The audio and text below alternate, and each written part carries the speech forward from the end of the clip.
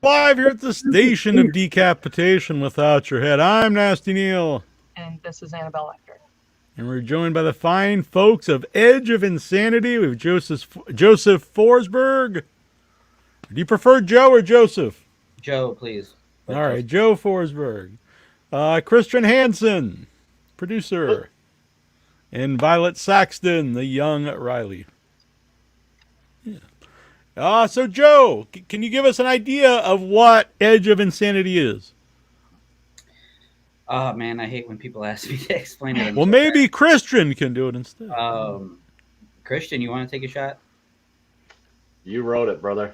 It's all you. I'm just bad at explaining my stuff. I mean, it's a psychological thriller that follows Riley Summers, who is played by Scout Taylor Compton as the lead, and then of course Violet Saxton plays her young self. But she loses her parents and finds herself raising her little sister, and is determined to be an actress that her mother really pushed her to be, and she'll stop at nothing to do that. So, I mean, that's kind of the best explanation I have. I'll say that the trailer is amazing. I just saw it. Neil just shared it with me. I am super impressed. It looks beautiful. The acting, just sometimes you can just see when people are really good, and everybody looks great. It looks great. It's very intense. I am really interested. It was a great trailer. You guys did it. Yeah, the trailer was cut by my editor, Nick Larner, who didn't even really have to give him any direction. He's just like, I think I know what you want, and I'll put it together, and he did. So, but now I'm nervous that people are going to like the trailer better than the movie, So I think Joe did a great job with just the realness, I'd say, because again, you say you like the trailer, but I think one of the parts of the movie that works so well is if you've ever working with customers, you know that some people can be just total nightmares. And I think Joe, with his history and things that he's experienced, he did a very good job of getting that out there and showing it and making it very realistic. One of my first jobs was working at a bowling alley and a snack bar, and there's only so many ways you can make a frozen hamburger with it, and people getting mad at you because you didn't make it exactly the way, and you're 16 years old. So again, I think that's something that people are going to be able to relate to when they watch this film, is watching, Scout kind of go through the motions of, keeping her temper in and showing that side of her as well. So. Yeah, definitely based off me. It was. I don't even think it was originally supposed to get this dark in the movie, but so it was originally based off me, and then I changed it to a female character because I thought people would be able to relate, and even though she does have some bitchy qualities, still feel bad for her. Where a guy would just look like an asshole and nobody would care about him. So changed it to a female character, and then. I guess the psychological horror fan in me just took over the rest, and it eventually, turned into this. But it was even filmed in one of my old stores that I worked at, Sprint. Really? So, they were all very supportive. They knew the hatred we have for customers and stuff, so that made it a lot easier to film. So. Violet, how did restaurants and retail, and now I work in mental health, so I've got it covered. Well, there you go. Yes. I went to school for behavioral analysis, so that this is kind of how some of it got put into the movie, but eventually I kind of moved towards filmmaking. But yeah, I do love mental health. I'm always fascinated when people portray, Edge of Insanity, there's portraying of mental illness. And there's like an interesting line, I feel like, between like a solid movie that's like you could take seriously. A fun movie with a character who's not offensive, and then sometimes things are done in a way that you're like, that seems almost like exploitation. So, if that makes sense. That does. I can't think of a movie off the top of my head that I would say has exploitation, but I was never worried about it being. I mean, everybody knows, I'm bipolar and everything, so I never was afraid to get accused of doing that. Mhm. But you make a good point. That is definitely something you want to look out for. Mm. How did you get involved, Violet? Say that again. How did you get involved in the movie? Well, I auditioned way back when. I can't remember the year. And I remember once we started filming, it was so fun. And I in the movie, I have a best friend character played by Maven Allen, and it was really, really fun to be able to film with her and all the amazing people on set, in some cool locations, doing some cool things. And this is like this is the first movie I've ever been in. So yeah, it was a really fun experience for me. Your first movie. So, what is your acting background? Well, I started at like the age of 5 with modeling, and then I slowly got into acting and like commercials. So I've been in a lot of commercials, and then I started like musical theater at my school, and then I started to get into more like real acting jobs, like short films and music videos. And then I auditioned for this, and here I am. So you chose to audition for this horror movie. Do you generally like horror movies? I love horror movies. One of my favorites is Hereditary. Best movie. It's amazing. But yeah, and a lot of the short films and music videos I've been in are like pretty serious, and the short films I've been in are all horror. So I don't know how I come across as just a horror person, but I mean, I guess I do, and I'm not mad at it. That's amazing. And this film took a while to shoot. So I first met her. It took like 5 years or whatever. So she has grown since I first met her. So in the film, you'll even see that she was like little, and now all of a sudden she's like 6 feet tall. But it was very cool to see her grow as an actress. As she said, this was her first film, so it was very impressive, and it made my job a lot a lot easier than it could have been.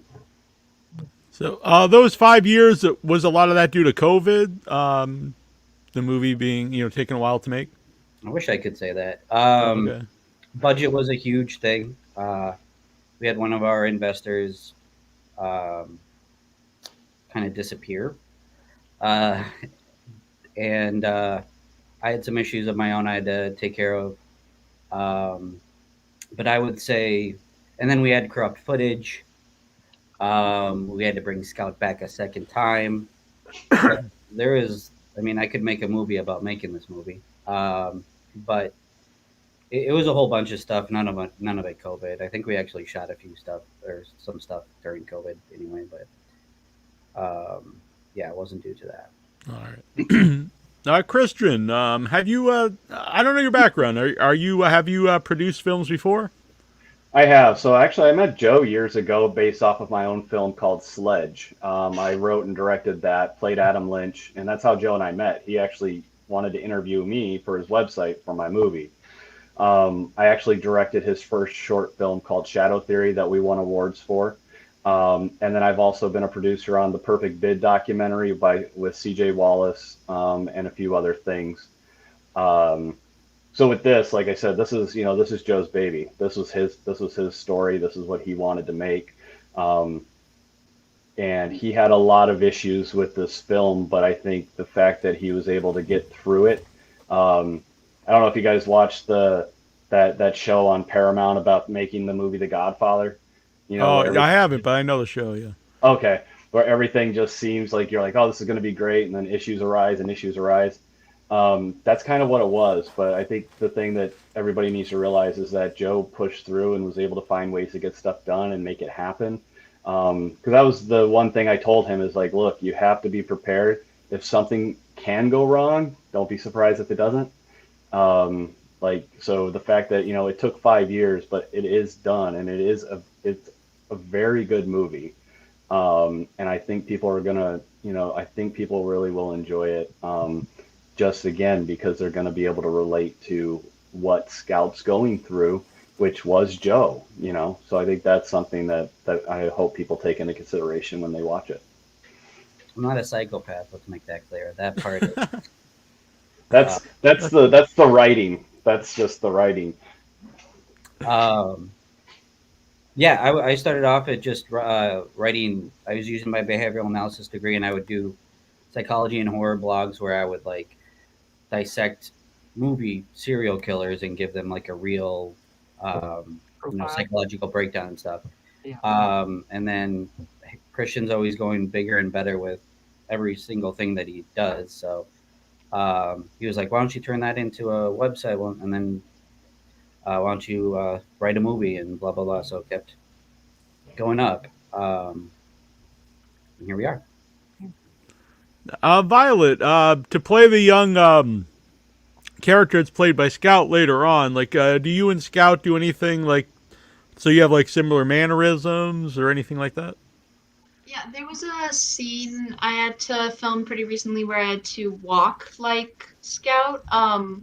There with mannerisms, I haven't really had to do much into that because we're playing the same character, so we both like get where this character is coming from. We get the emotions, we get the things behind it, but we don't really copy. Like I didn't really try to copy Scout or any of that kind of stuff because we're both pretty much just trying to copy the personality of this character. Yeah. She didn't actually even get to work with Scout. We had them separate, so she had to do a lot of studying on and everything and do it without Scout, which I think is even more impressive. Yeah. Well, you can destroy all reality if you have people from different times in their lives together. The same period. Right. But how about getting Scout involved in the movie, getting her cast for the film?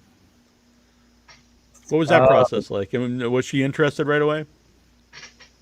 Well, actually, so I was talking to a friend of a friend, Mark Robert, who does producing in LA, and he was able to actually put my film on their casting page that they use. I think I originally wanted, let's see, the lead from House of the Devil. I forget what Joe. Yeah, her, and then I think Brittany Snow was another one I wanted. But Scout's agent actually called me, and she was kind of off the radar for a while. She wasn't in anything, for whatever reason. And he's like, "Do you know Scout Taylor Compton?" I was like, "Heck yeah!" And he was like, she would, be interested in the film. So yeah, she came to me. It was pretty easy. Huh. I wish I had a more difficult story. No. Well, it's probably good that it wasn't like we had to really, we had to blackmail her to be in the movie or something. We had to track her down by car. It was weird, but we got it. So, how about the process of writing the movie, since it is, inspired by yourself? Was that easy to do? Is that difficult? Is it therapeutic? It's definitely therapeutic. I think it was difficult to determine how much of myself I wanted to put in, because I didn't want to put myself on display and have people reading too much into it. Like, did you really do that? Did you really think that? Blah blah blah blah blah. And then it was difficult to determine, which customer situations I wanted to put in there, because there's so many situations that any sales rep can relate to. And but yeah, I think the most difficult dialogue was definitely something that I learned along the way. I think any writer would tell you that's the hardest part. So being able to copy dialogue directly from those situations definitely helped. But yeah, I think the hardest part was just to, make sure that I didn't put too much of myself in it. And now the premiere is coming up, right? Yeah, August 13th, we have a private premiere before we give it to distribution, and then they'll do, their own stuff with it. But because it's taken so long and so many people have contributed to this, I wanted to have a private premiere for everyone and know somebody at a theater, so it worked out really well. Oh, sweet. Violet, have you seen the finished film yet? I have not. I'm waiting till August 13th. What's your feeling going in to see the movie you're in for the first time with an audience? See yourself on the big screen, not to add added pressure. It's gonna be weird. I'm just gonna be like looking up at the screen, being like, "That's me." Like, yeah. And I hope I didn't do bad acting, or else I'm gonna be like cringing the entire time. Because it's like so hard to watch myself. But like I'm super excited to see it. It's just gonna be weird seeing myself like on a big screen in an actual like a movie. Like enjoy it because it's going to be the first. You've got a cool personality. You look great. I have a feeling you do a fantastic job acting. You said you do musical stuff too. So who knows? You've got all the talent. So just enjoy your first movie premiere. I would have kept you if you were that bad. Don't worry. Yeah. Word of advice is, don't stress about it. Just go in and have fun. That's what I want. I'm going to be there. I'm flying in to be there to support everybody and meet everyone and say hi. But yeah, like it is crazy to see yourself on the screen, but just enjoy it. Like don't pick yourself apart. Just smile and have fun with it because, like I said, you've been through a lot in the last few years to get this done. So please just take it in and enjoy it. That's what I've been trying to tell Joe too. Like, hey, let's go have fun. Let's enjoy it. I'll handle the emceeing because I can talk in front of people and be loud and obnoxious. So I want to be able to make sure the night's fun for everybody that can come out. So on that note, on yourself, Joe, what's the feeling going in to see it, with an audience for the first time? I don't know. I don't think I'll have any feeling until it starts. I'm just you're more thinking, are people gonna just say it's good because they're being nice, or are you gonna get, real life criticism? And then there's a few scenes. I think you guys got the last scene that, my parents are gonna be in the audience, and I'm like, sitting next to them while that's playing, and be a little bit uncomfortable. But I really don't. I don't know how to feel. I really don't. Definitely surreal, but yeah. A lot of different things going on at once. To say the least. So after the premiere, what are the plans? You said you have distribution? We've got a couple distribution companies. And But that bombshell, congrats on the premiere and the distribution. I haven't signed anything yet because I wanted to. I wanted to finish the film. They wanted to see the full film, so I got a few offers based on. We had like a teaser of it. So that's going to be the next direction to go, and then hopefully from there, get to make the sequel and keep going. But obviously, distribution is going to be key. Especially with the strike going on, companies are eating films. Films are being stopped, so maybe that will work in my benefit. So we'll see. Yeah, we talked to a veteran filmmaker earlier who did say, which people hear later, that he did say that this time he thought is going to be beneficial to independent films. Yeah, Charles Band's been around for a while, so. Yeah, I told Joe that, when COVID happened, I was going to the drive-in, and I finally got to see a bunch of independent movies on the drive-in screen because there was nothing coming out. Like, And these are movies I probably never would have gotten a chance to go see, that my wife and I went and saw, and we're like, that was good. So I told them, I go, that it sucks that they're striking, that they're not, the big companies and studios aren't taking care of, the actors and the writers, because without them, there is nothing. But it's one of those situations where you could turn, a situation like the strike into something positive for him and for the cast to be able to make the sequel. So a sequel already been. What were you gonna say, Annabelle? Sorry. I'm just going to say about the sequel. It's pretty Yeah. exciting that you already have a sequel. Is it all written out? It's ready to get made. Yeah, it's written. Oh well, almost. I guess it's actually a prequel, and this one takes place in a call center.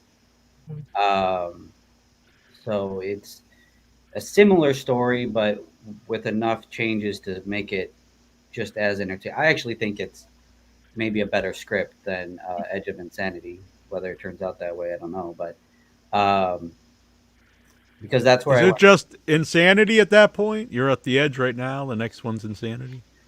the other one's the prequel. It's called Edge of Insanity: Kill Order. But yeah, it's call center, and basically it's networking with people like Scout's character wanting to do this, but it's call center agents networking with other agents all over the country to, does this customer live in your state? Does this customer live in your state? This is what we want to do. So it's kind of like, I don't know, like a Hostel 2 would be a good comparison. Interesting. As far as the networking goes. But yeah. Not to interrupt the show, but a big thanks to Bruce Cirksena. He just sent in a $10 super chat to the show. Thank you, Bruce. Support the show. I think we have to mention that, or they'll send it back to him. Since you brought up yourself being bipolar, so how has that affected writing the movie, getting it made?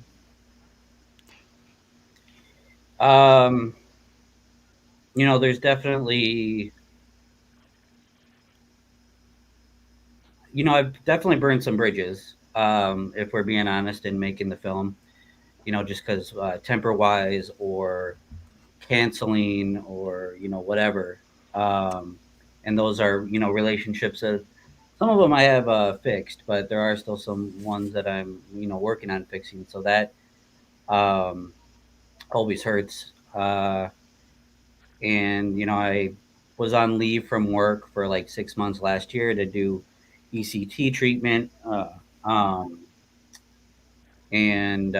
So it's definitely made it difficult. I mean, I couldn't work on the movie the whole time. So there's been a lot of issues. Violet, is your friends and family going to come to the premiere? Yeah, I have my family coming, and then I know one of my best friends is coming, and then maybe a couple other friends are coming, or family friends. Yeah, I'm not sure exactly who, but I know people are coming. Yeah. That's very exciting. Kristian, the director Barry Anderson, had you worked with him before?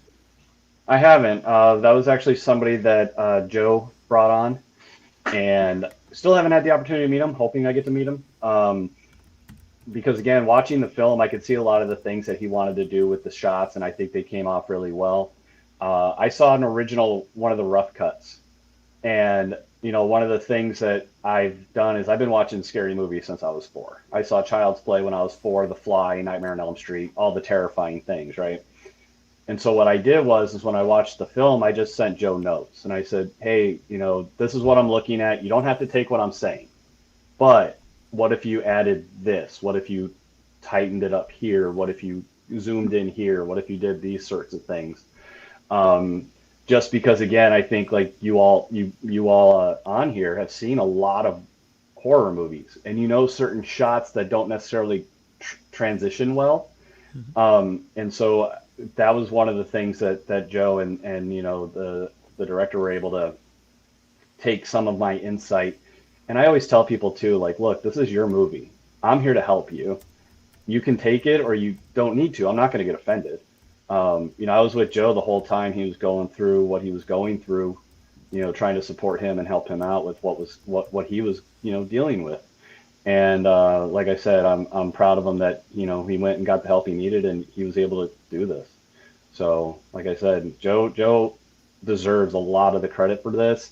And I like the fact that, again, Joe openly admits, yeah, I had issues and this is what I've been doing to rectify it, talking to people and going to people and that kind of thing. And I think for those that are listening, if you are going through something similar, it's okay to get help and ask for help because we all need it sometimes. So, Joe, how did you know Barry? He was actually referred to me because I pretty much had everything, ready to go. And I was like, should I just direct it? I really didn't want to. I'm just not a director. And I didn't want to, force myself to, or look like a fool in front of Scout, or AJ for that matter. But so he was referred, and so I met him. We went over the script. He's a great guy. Unfortunately, he couldn't do some of the pickup shots. So there's a couple other directors that helped me, but he did the initial stuff and most of it. Yeah, I think he did a great job. Minnesota has a very strong film community. Everybody knows someone, so it was pretty easy to find him. Violet, what was it like working with Barry? It was nice. It was fun. Yeah. Let me think. Sorry, I'm not that good with words. You need them written, and then you're great. Yeah. But working with him, working with all of the people, like all of the people on the cast, on the crew, everyone. It was everybody was so amazing, and that's another thing about this film that just I think this will always be like, no matter what I do in the future, this will always be like my favorite because everyone was so nice. Everyone was so like accepting if you got something wrong. It was all just amazing. Yeah. What are some of your favorite horror movies, Violet? Some of my favorite horror movies, Hereditary, as I mentioned before, It, and what else? Midsummer was good. I like Midsummer a lot too. Those are good choices. You pass.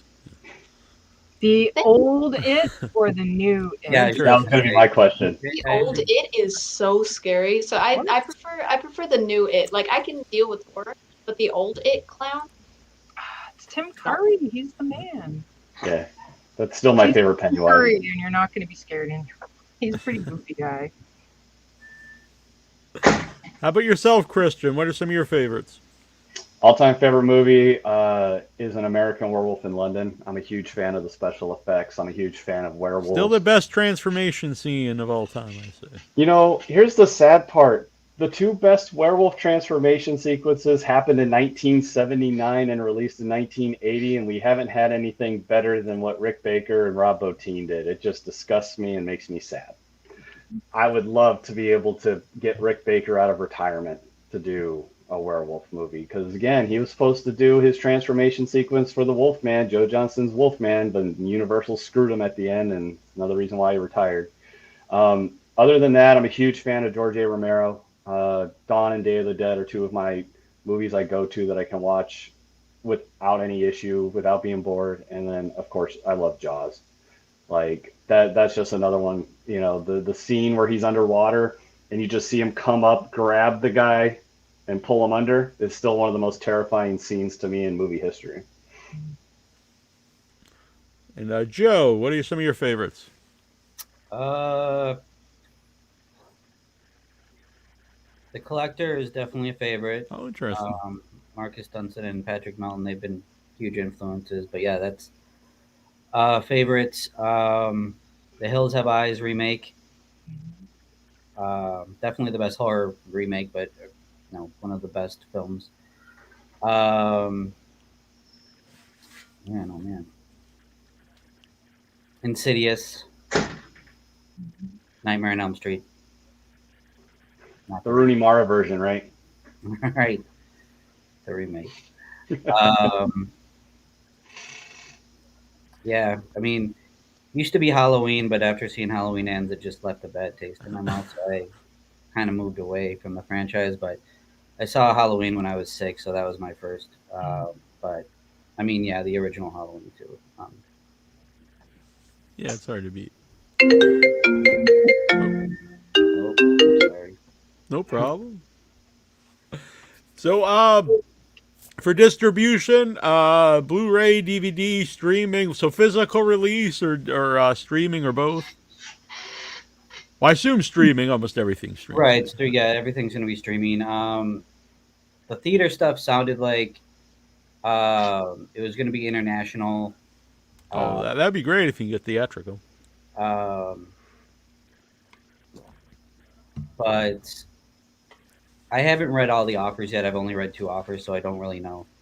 And those are movies that do well theatrically now, are independent horror films. Yep. That's good. Yep. A24 has become one of the best. You know, it used to be Blumhouse, and unfortunately, I think they've tailored off with Universal. So, like I said, I'm very big into Blumhouse films, though. Like, I loved Insidious. I loved, all their original stuff. I haven't seen the new Insidious. I have a child. I like 12 months old, so yeah, I haven't been able to get out. But yeah, Blumhouse is, like I said, I think when it comes to independent companies, kind of like New Line Cinema was, they're kind of the peak of where I think A24 wants to go and is heading towards. And since this is Without Your Head, I do have to mention when Violet says Hereditary is one of the best decapitation scenes. Yes. It was. Yeah, and most disturbing. Right. So where can people follow Edge of Insanity to see, what happens in the future? Well, we have our finally launched our. That was one thing we were kind of lacking on was social media, but Edge of Insanity movie on Facebook and Instagram. And where can people follow you, Violet, to see what you're up to? Not like to your home, but online. Well, I do have an acting account on Instagram. It's just Violet_Saxton, I'm pretty sure.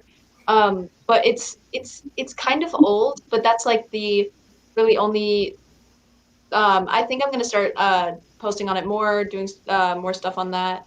But yeah, that's the social I have right now. Cool. And do you have anything? We're talking about Edge of Insanity now. It's very exciting. But do you have anything coming up after that? You working on anything? Right now I don't have anything, but I'm still like once they see Edge of Insanity, then there you go. Yeah. Right. I'm still looking for auditions, still looking for stuff around, hoping I get something. But Edge of Insanity is also a great opportunity for not only me to be in, but also for my resume. Yeah, that's what it's called. My resume, for my reel, for my all that kind of stuff, and it's just such a great opportunity. Do you think you'll go to film school, or will you just keep going this route and see how it pans out? Well, that I'm not sure, because I've always wanted to do acting. That's always been my passion, and film school is a thing that I would want to do because I love cinematography. I love acting. I've said that before, but yeah, and you really love it. Yeah.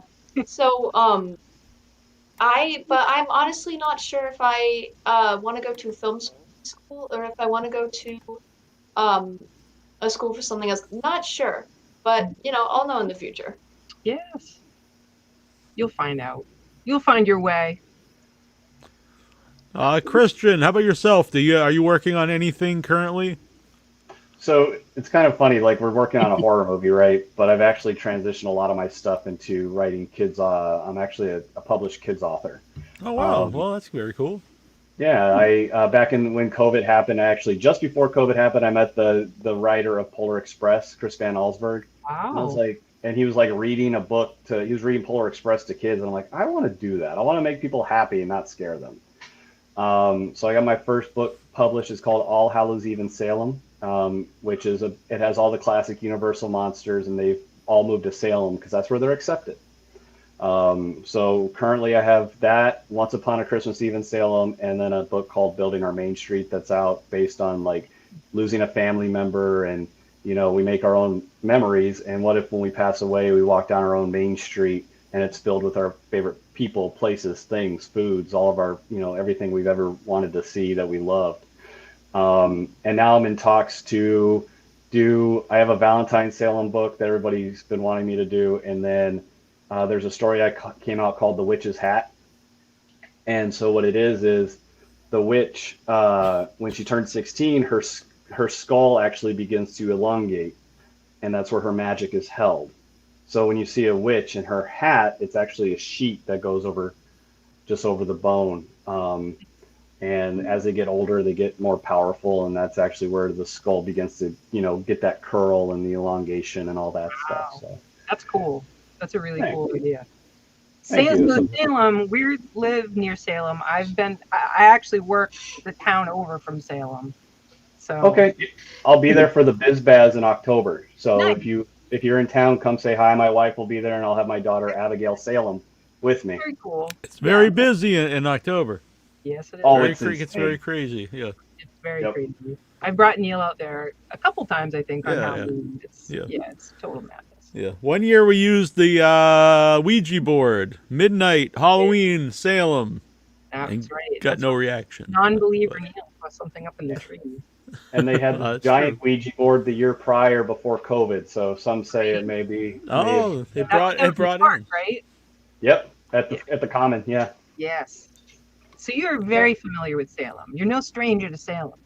No, my wife and I had our COVID honeymoon in Salem in October of 2020. We go back every year, and like I said, I'll be there. I have a table because my publisher's getting me a table to meet everybody. Last year I was there. I had 135 books, and I sold out of them in 6 hours. Oh wow. Just Very because I like talking to people, as Joe knows. So I just, if you looked at my book, I'm like, here, take a look at it. Feel free, look through it, and then talk to their kids, answer questions, that kind of thing. Yeah. Well, I thought it was kind of cool when you said like I transitioned from horror stuff to kids, but then all the kids' books are not necessarily like over the top horror, but they all seem kind of horror-esque. They are. I had to bring in the monsters because I'm a huge fan of Frankenstein, Wolfman, all that kind of stuff. And I'm actually starting a free kids show here soon that Joe knows about called Friendly Monsters with puppets I've made from my characters, where it'll be for kids but also adults because, again, I met Joe doing a character I named called Astley. That's how I got into movies. Is I did a review show called Astley's Craptastically Horrific Reviews where I'd watch really bad movies and then review them. And that's how I got to make Sledge because I met my cinematographer through it, and then I met Joe through it. So I always tell people, like, if you want to make something, do it. You never know what might come out of it. At least have fun with it. So See the paths you might travel, Violet? right? Oh, yeah. And Joe, obviously you're focused on Edge of Insanity and hopefully theatrical and all these things, but are you working on anything currently?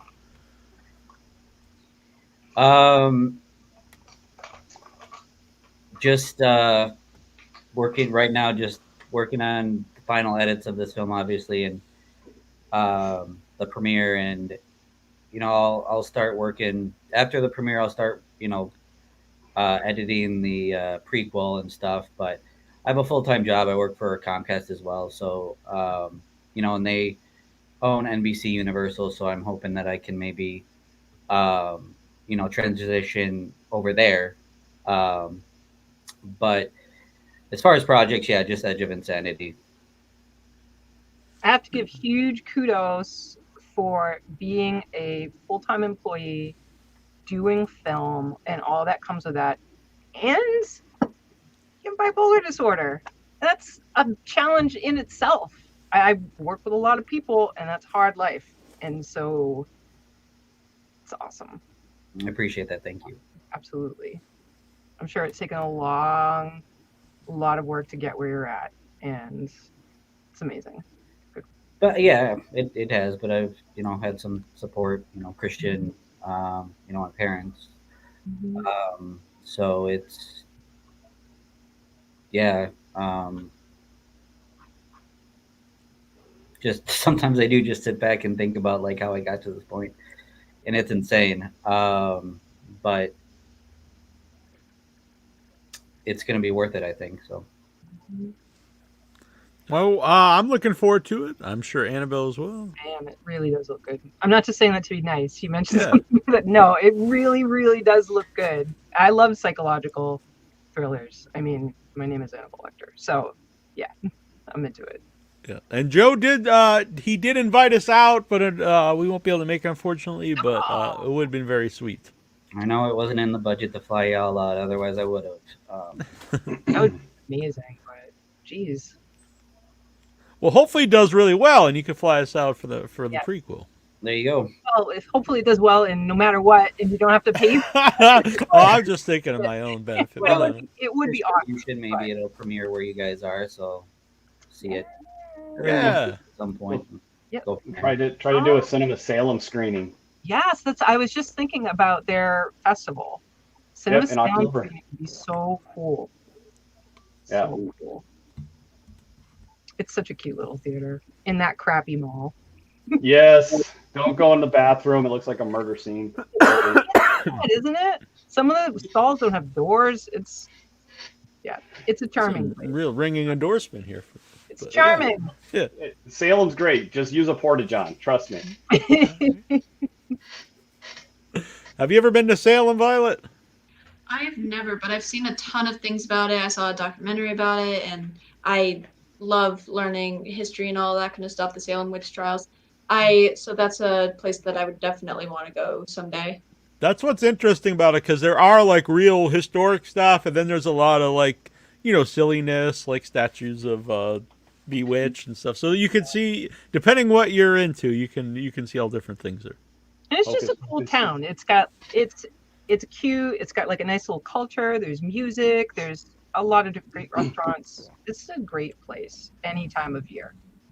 Yeah, I tell people you should go twice. You should go in like June and July when there's nobody there and it's nice and you can walk around and you don't have to fight people for things. Mm-hmm. And then go for Halloween where you have to fight people for things to get down Essex Street because you can't move, because Halloween in Salem, I tell people, is like going to Disneyland on New Year's Eve. There's no room to walk. Like my buddy last year had to, went to the CVS and we were at the Common. Yes. It took him an hour and a half to get to CVS and come back to the booth where I was still trying to eat a Philly cheesesteak for 4 hours because I'd take a bite and people would come talk to me and I'm like, okay, I'm going to put this aside. So yeah, I always tell people, go twice. Go when there's nobody there, but then go back for Halloween so you can fully enjoy the atmosphere, because there's no place like Salem on Halloween. It's wonderful. Very good. Edge of Insanity. Yes. If you're around for the premiere, if not, keep an eye out when it. Hopefully at theaters would be. That's the best way to see a movie, with everybody on the big screen. And then eventually streaming, and that's very exciting. So congratulations, everyone. Yeah, it was great to meet everybody. Yeah, thank you for having us.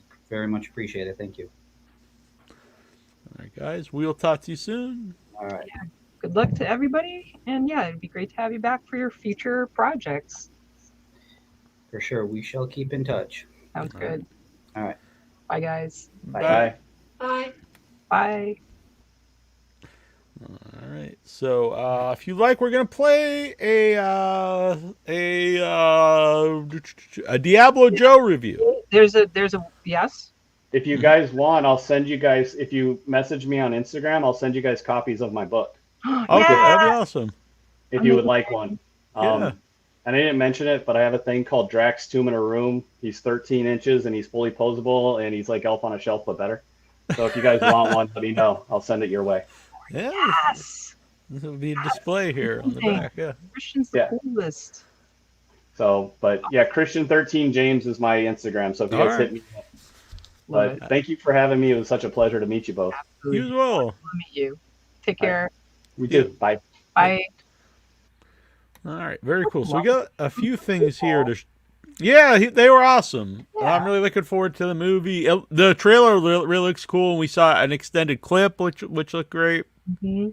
They were all very nice. She's gonna do awesome. She was lovely. I think she's Yeah, and she has good taste in horror movies. Mhm. That impressed me. Sometimes when I ask that, and they'll have like some real obvious stuff, and I'm like, they might like these, but they might just be saying like horror movies off the top of their head. But she had very specific ones. I was like, oh, this is interesting. Mhm. It's tough because sometimes the classics really I really like Texas Chainsaw, Oh, I do too. but then I could also name all kinds of crazy stuff. Mhm. I'd say Bloodsucking Freaks, pretty crazy. It's pretty sweet. Not for everybody. No, there's lots of movies not for everyone, including coming up in August. We will have Fred Vogel returning to the show, first time on video, for I don't know if it's the 20th anniversary of August Underground, which kind of was one of the precursors for the saying torture porn. Is a super low budget. I'm looking this up right now. It sounds familiar, but I don't know if I ever saw It has a huge underground following, August Underground.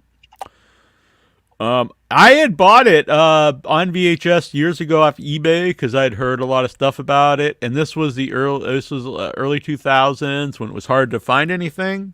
Oh my goodness! And I List think of banned films in Yeah, New it's- Zealand is one of the it's so- places banned due to the promotion and supporting of sexual violence, torture, extreme cruelty, and I wished we did not follow up that sweet girl with this story.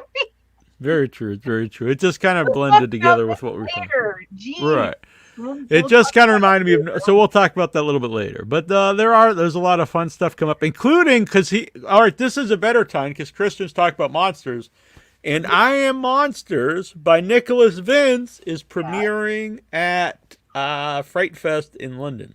Oh, good for him. That's wonderful.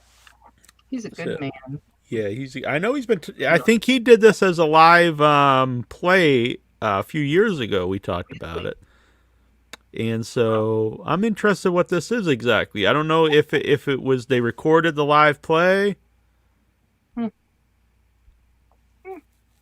I'm very curious. Will he come on Yeah. the show?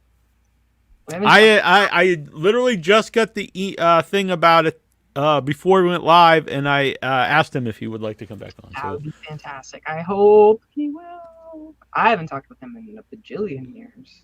yeah, he's been on the show a few times, but it was he's not. I don't think he's been on video with us. Maybe he was once with Trista. Mm. Can't remember. So that would be very cool. Yeah. Yeah. So we've Yeah. got what? I was just saying, there's a lot of cool. There's so many stuff coming out from people. It's been on the show and friends of ours. So Nicholas Vince is at Fright Fest. The Addams Family, who I love their stuff. Where Devil's Rome is premiering at Fantasia. It's Hellbenders, right? Yeah, they made Hellbender and The Deeper You Dig, which I'm a big fan of both films. I don't think I've seen it. I would recommend it. I'll have to I'd figure out recommend where to find it. I believe it's on Shudder. Is it? I think. All I right. could be wrong, but I think it used to be. I think it's still there. And they're very, very. I've liked them. We've every movie that came out, we had them on, and this is their third one. And they're very cool. Husband, wife, and two daughters. And Builds. they also do. After Hellbender, they actually have a band. And it's Hellbender. good. Yeah, and so they just put out 2 new songs. So that's Did cool. they? Yeah. I gotta find. Because it's good. Yeah, they're really good. I was to see if we could play them at some point in the show. Oh, that would be sweet. Can they I be was- the music of the month? Well, I don't know if they have enough tracks. How many do you need? But my idea, so August is probably going to be a short month. Mm. So I had a couple ideas. Maybe someone who could have, or Good. not necessarily music of the month, but each week we would have a different musician for that month, for that week. Mm. Since it's, we'll probably end up actually having a lot of interviews, but it probably won't be as many live shows. Fair. It's a big. August is a big deal. Yes. What's going on in August time? Yeah, probably gonna be going out to LA. If you're gonna come, Hopefully, have to get Do psycho- assessments of the situation. yeah, do Psycho Ape 2. Bill Whedon will be there. Do we have solid dates yet? I can't recall. Yeah, I don't know my fan, but Yeah. it's like a 6 or 7 days. But I know you probably won't be able to take all that off. Or probably not. But I'll Yeah. find out. I have to start doing that. I'm bad with times.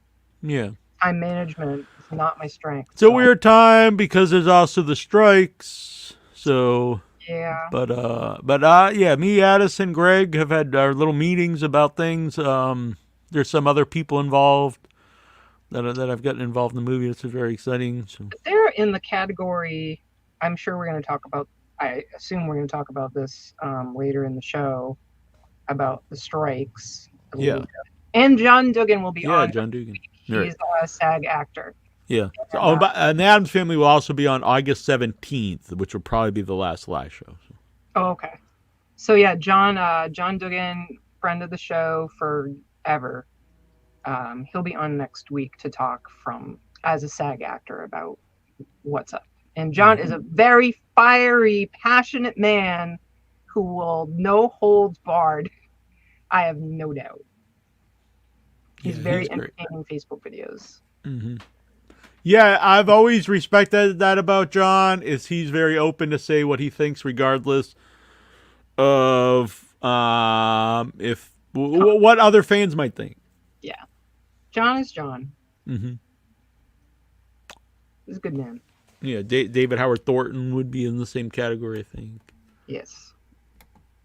So yeah, I think I was about to say about the Psycho Ape 2 filming is because they are a certain budget. Mm-hmm. They can make. Yeah, it's very micro budget. Yeah, so they can make the film, which is great. Yay! Yeah, it hit the goal. We were trying to raise 10 grand and it raised almost 15. Wow, that's fantastic. Are they still taking in money? Still taking in because, like I like to say, even though it hits the goal, it doesn't mean that was like the bare minimum to even make the movie. They've got stretch goals. Right, Yeah. right, and some other people may be involved depending, how much bring in and all these different things. Mm-hmm. Whoops. St. Drogo. That was a great. Yeah, I did not. Yeah, it was, but Recently had those guests. We have Charles Band coming up in a few moments. yeah, another guy whose movie is premiering at Fantasia. That's crazy. Man, when is We that? could have actually been there in person this year. I got the email, but again, it was a lot of things happening all at one time. That's a bummer. Yeah, When is that? it's also a 2-week festival. So Dang. So just August yeah, out and about in the world. yeah. That's But what I need to do is yeah, Larry Fessenden's Blackout's premiering there. What the tell Psycho Ape to put it on hold. We gotta it's gonna be hot in LA. Hold off, we'll go to warm Canada. Yeah, a lot. It is a really stacked lineup of stuff, and it's also cool because people we've talked to and stuff. So I don't know, Neil. Is it overlap entirely? no, it's just it would be a lot of travel for me. Like, I mean, expensive to do all this stuff. Yeah. Well, some of those expenses are shared. That's true. So, but I don't know. Maybe we'll get Larry back on too to talk about it. Yes. I don't like to talk about screeners, but we do have a copy of the movie. I just got earlier today, so it's very exciting. Good. Cool. Yay, Psycho Ape 2. Who is this I'm Facebook so thrilled that Bill wanted me in this. I believe that's Todd Yeager. Oh, if that's Todd, happy to see you. If it's not Todd, you're still great. But if it's Todd, I know Todd, and he's lovely. Yeah. So I have a little added thing. If anyone wants to have an 8-bit caricature of them, and they would be with the Psycho Ape. So you're being confronted by Psycho Ape. Can you display one for the audience to see what you're talking about, for those who do not know? Right. Let me grab one. So Colleen the Conqueror. She was at wrestling last night, as I was. To be It specific. was a great time. It looked amazing. I saw some photos and a couple videos. It was legit like the hottest crowd. I don't mean heat-wise. Like, they were so into everything. And I've been to WrestleManias. I was at WrestleMania 14 in that same building. Mm-hmm. That's when Stone Cold Steve Austin won the title. And Wow. I would think this was like, they were so into everybody. And that really makes an exciting show. And almost everyone at AEW, they always stay and they talk to the audience because That's really they nice. appreciate everything. Yeah. The guy who owns it, Tony Khan, like he got emotional before it went live because they usually are at the small arena. This is the first time doing the big TD Garden, and to have it packed was very cool.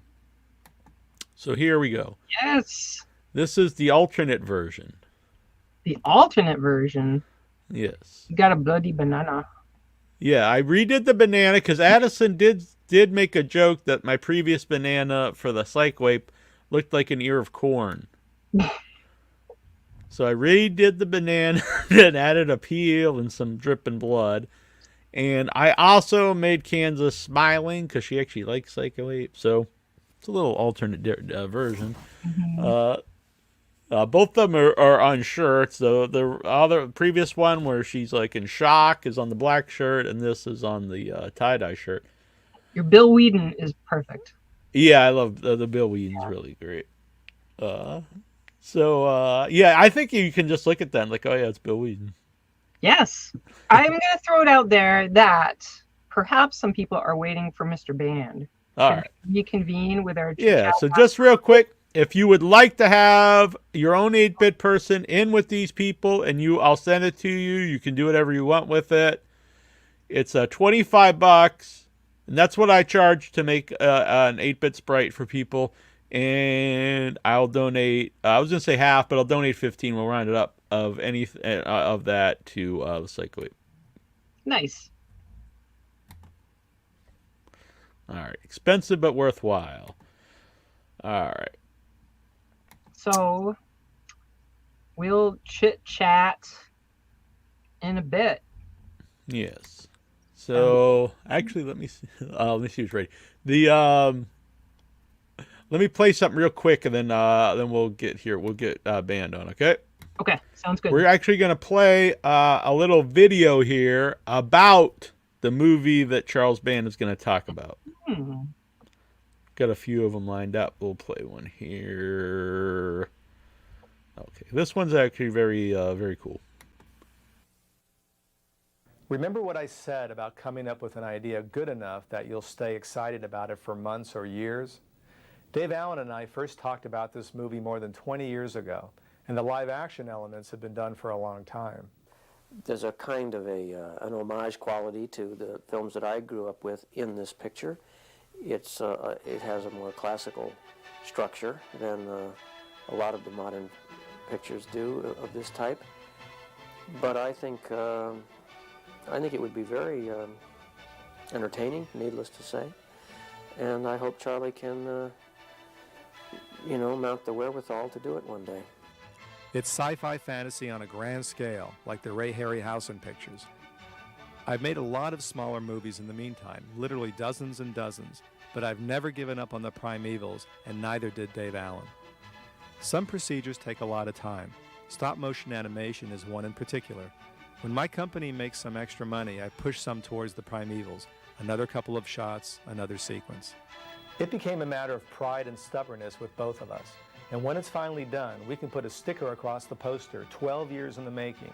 That'll be an understatement. All right, that came right back to us. All right, so we're going to go right in here to Hey, hello. Realized we're coming back. Okay, we're back. Yeah, I couldn't do it the normal way because this is way too big. All right, so we're going to go in here to Charles Band.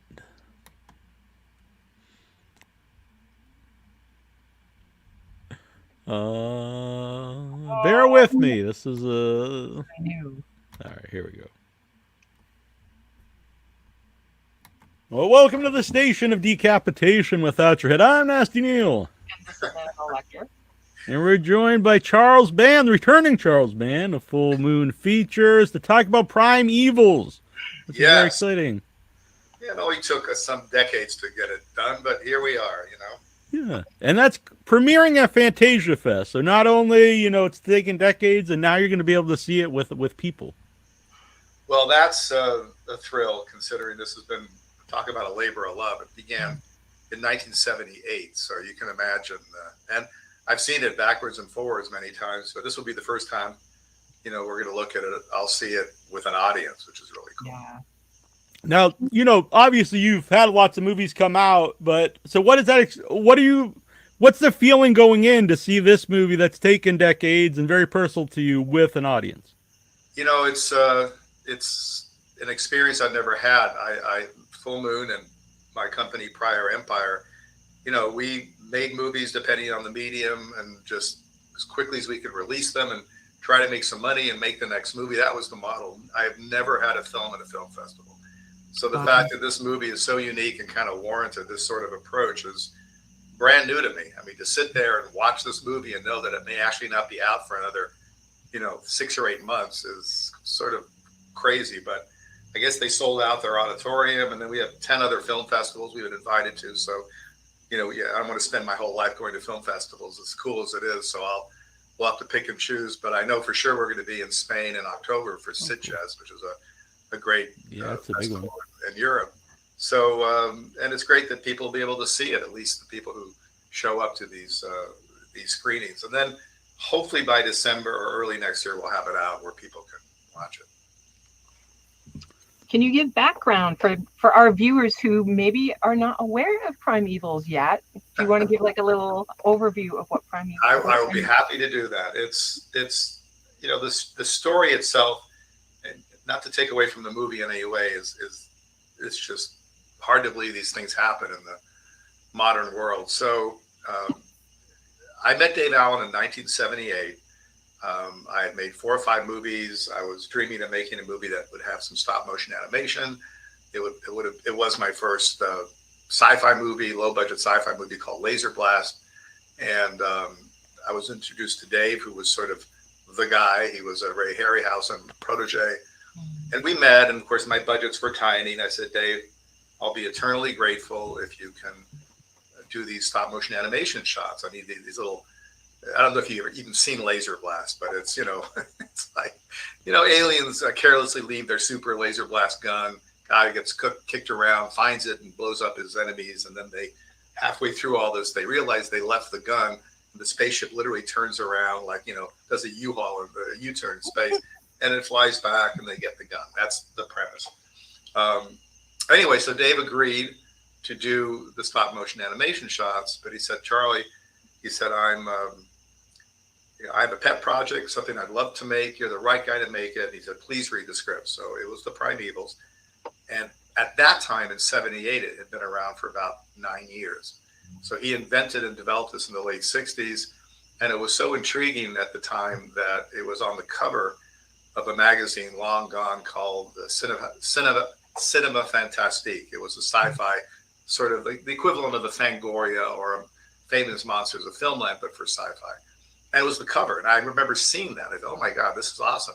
He said, yeah, I need like 12, 14 weeks, maybe $5-6 million, 2-3.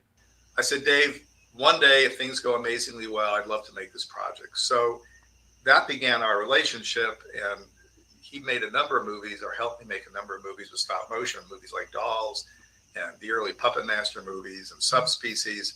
And every time we get together to talk about the budget and the plan for the current film, he would bring up Primevals and say, you promised one day. I said, David, it's so out of our orbit, but yes, one day we got to make it. Because I was so, enthused.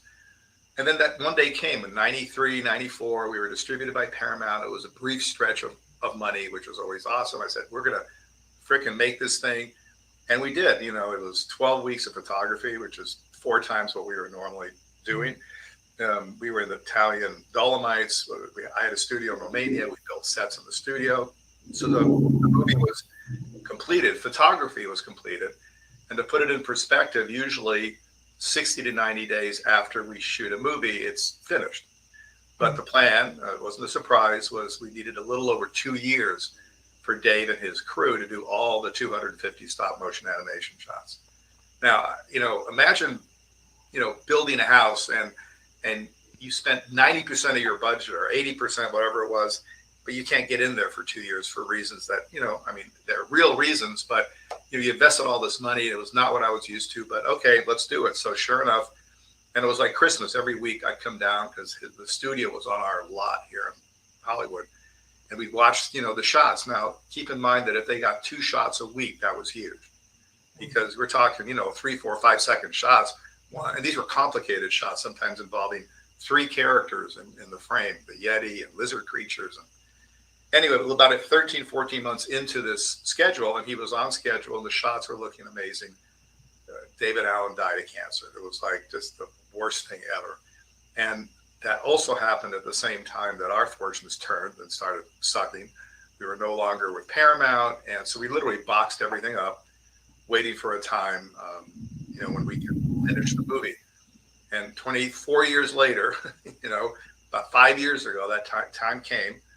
We were really in bad shape, like any independent, because we were surviving on the direct-to-video market. That was our business. And then that died, and Blockbuster in Hollywood closed. And then we were just, I did a road show for 3-4 years. I went to hundreds of cities. I did everything I could to still be connected with the fans. But when the delivery system vanished, which was your local video store, there was no alternative. And then I was luckily early on in streaming, and I sold everything to keep alive, just to kind of, try to still stay in business. And then luckily I didn't sell my library. And then streaming happened, and suddenly, we were on Amazon, and we had our full and featured streaming channel, and money started coming in again.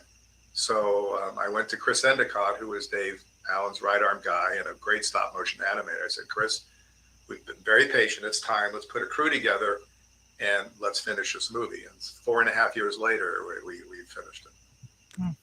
Did the advance in technology help on the actual stop motion at all? Because you also obviously want to keep it that it's stop motion and not do CG. No, it hurt because look, when I met Dave, in his lab, his crew were people like Dennis Murin and Phil Tippett. These were guys who went on to become huge effects, guys. Another guy who finally got his movie out after many years. I know. Whereas, not to make comparisons, the long trajectory is fair as a comparison, but whereas his is kind of dark and weird. Primevals is a Ray Harryhausen. Yeah. It's Jason and the Argonauts. It's that kind of vibe. It's a fun, clever adventure. But anyway, to answer your question, all these guys went into CGI. That's where the world went. So no, it was not easy. If it was 20 years ago, there'd be enough people out there, including people we were working with before Dave passed away, to put the team together again. But it was really difficult and time consuming to find the right people. Some of them were old colleagues, and Chris Endicott did a lot of the work himself. And what probably could have taken 2 years if we had a proper team and enough people took almost 5, because it's, you can't cheat it. And there was a temptation, CGI would have saved this. We could have done that. I said, no, fuck that. I don't like it. I'm not a fan. Don't get me started about all these stupid recent movies, like cartoon video game movies. I said, this has got to be true to Dave's vision. And of course it was a few people around me who are more conservative, are like, Charlie, why are you doing this? In this world, you won't even recoup the money it's costing to finish it, let alone the millions that was spent 3 years ago, or I'm sorry, 30 years ago. But I said, some things you have to do for other reasons, and this is for Dave, who really, this is to see this movie get done is super important. So it really comes through because I grew up watching the Ray Harryhausen movies. I love them, and I'm not just saying you here. I talk about it on the show a lot.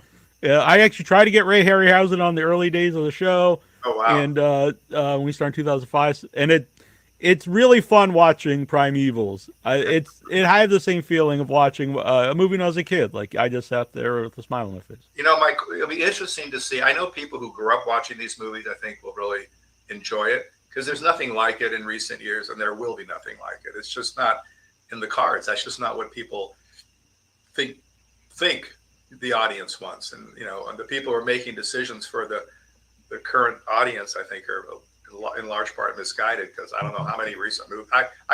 We see a movie every weekend. I mean, I can't stay away, even when I know it's going to be 3 hours of torture and stuff. I'm still we're planning on seeing Barbie for the same reason. Barbie's different. Barbie will be fun. I'm talking about all these, sadly, all the recent Marvel and all these movies. They're just, these movies. First, there should be a law. The law should be no longer than 90 minutes. That is it. You cannot have 1 minute longer than 90. And if you somehow make a longer movie, intermission, please. Let us all stand up like we did in the old days, walk around, go to the bathroom, have a drink. But no, sadly, these movies have become wall-to-wall effects, which is not what the older great films were. The effects were sprinkled in. They were magical, and you actually cared about the people. It wasn't all about, anyway. I get started and I can't stop. So that's okay. It's stuff that comes up for sure. I mean, there's a formulaic quality to whether it's Marvel, it's even horror movies. There's just this, and if you don't have those things, forget it. So I'm sure if you were trying to make that movie and get a budget from a big studio now, they'd say nope because it doesn't have this. Yeah. So that's okay. That's their deal. But they're all in trouble now. They're all going to be.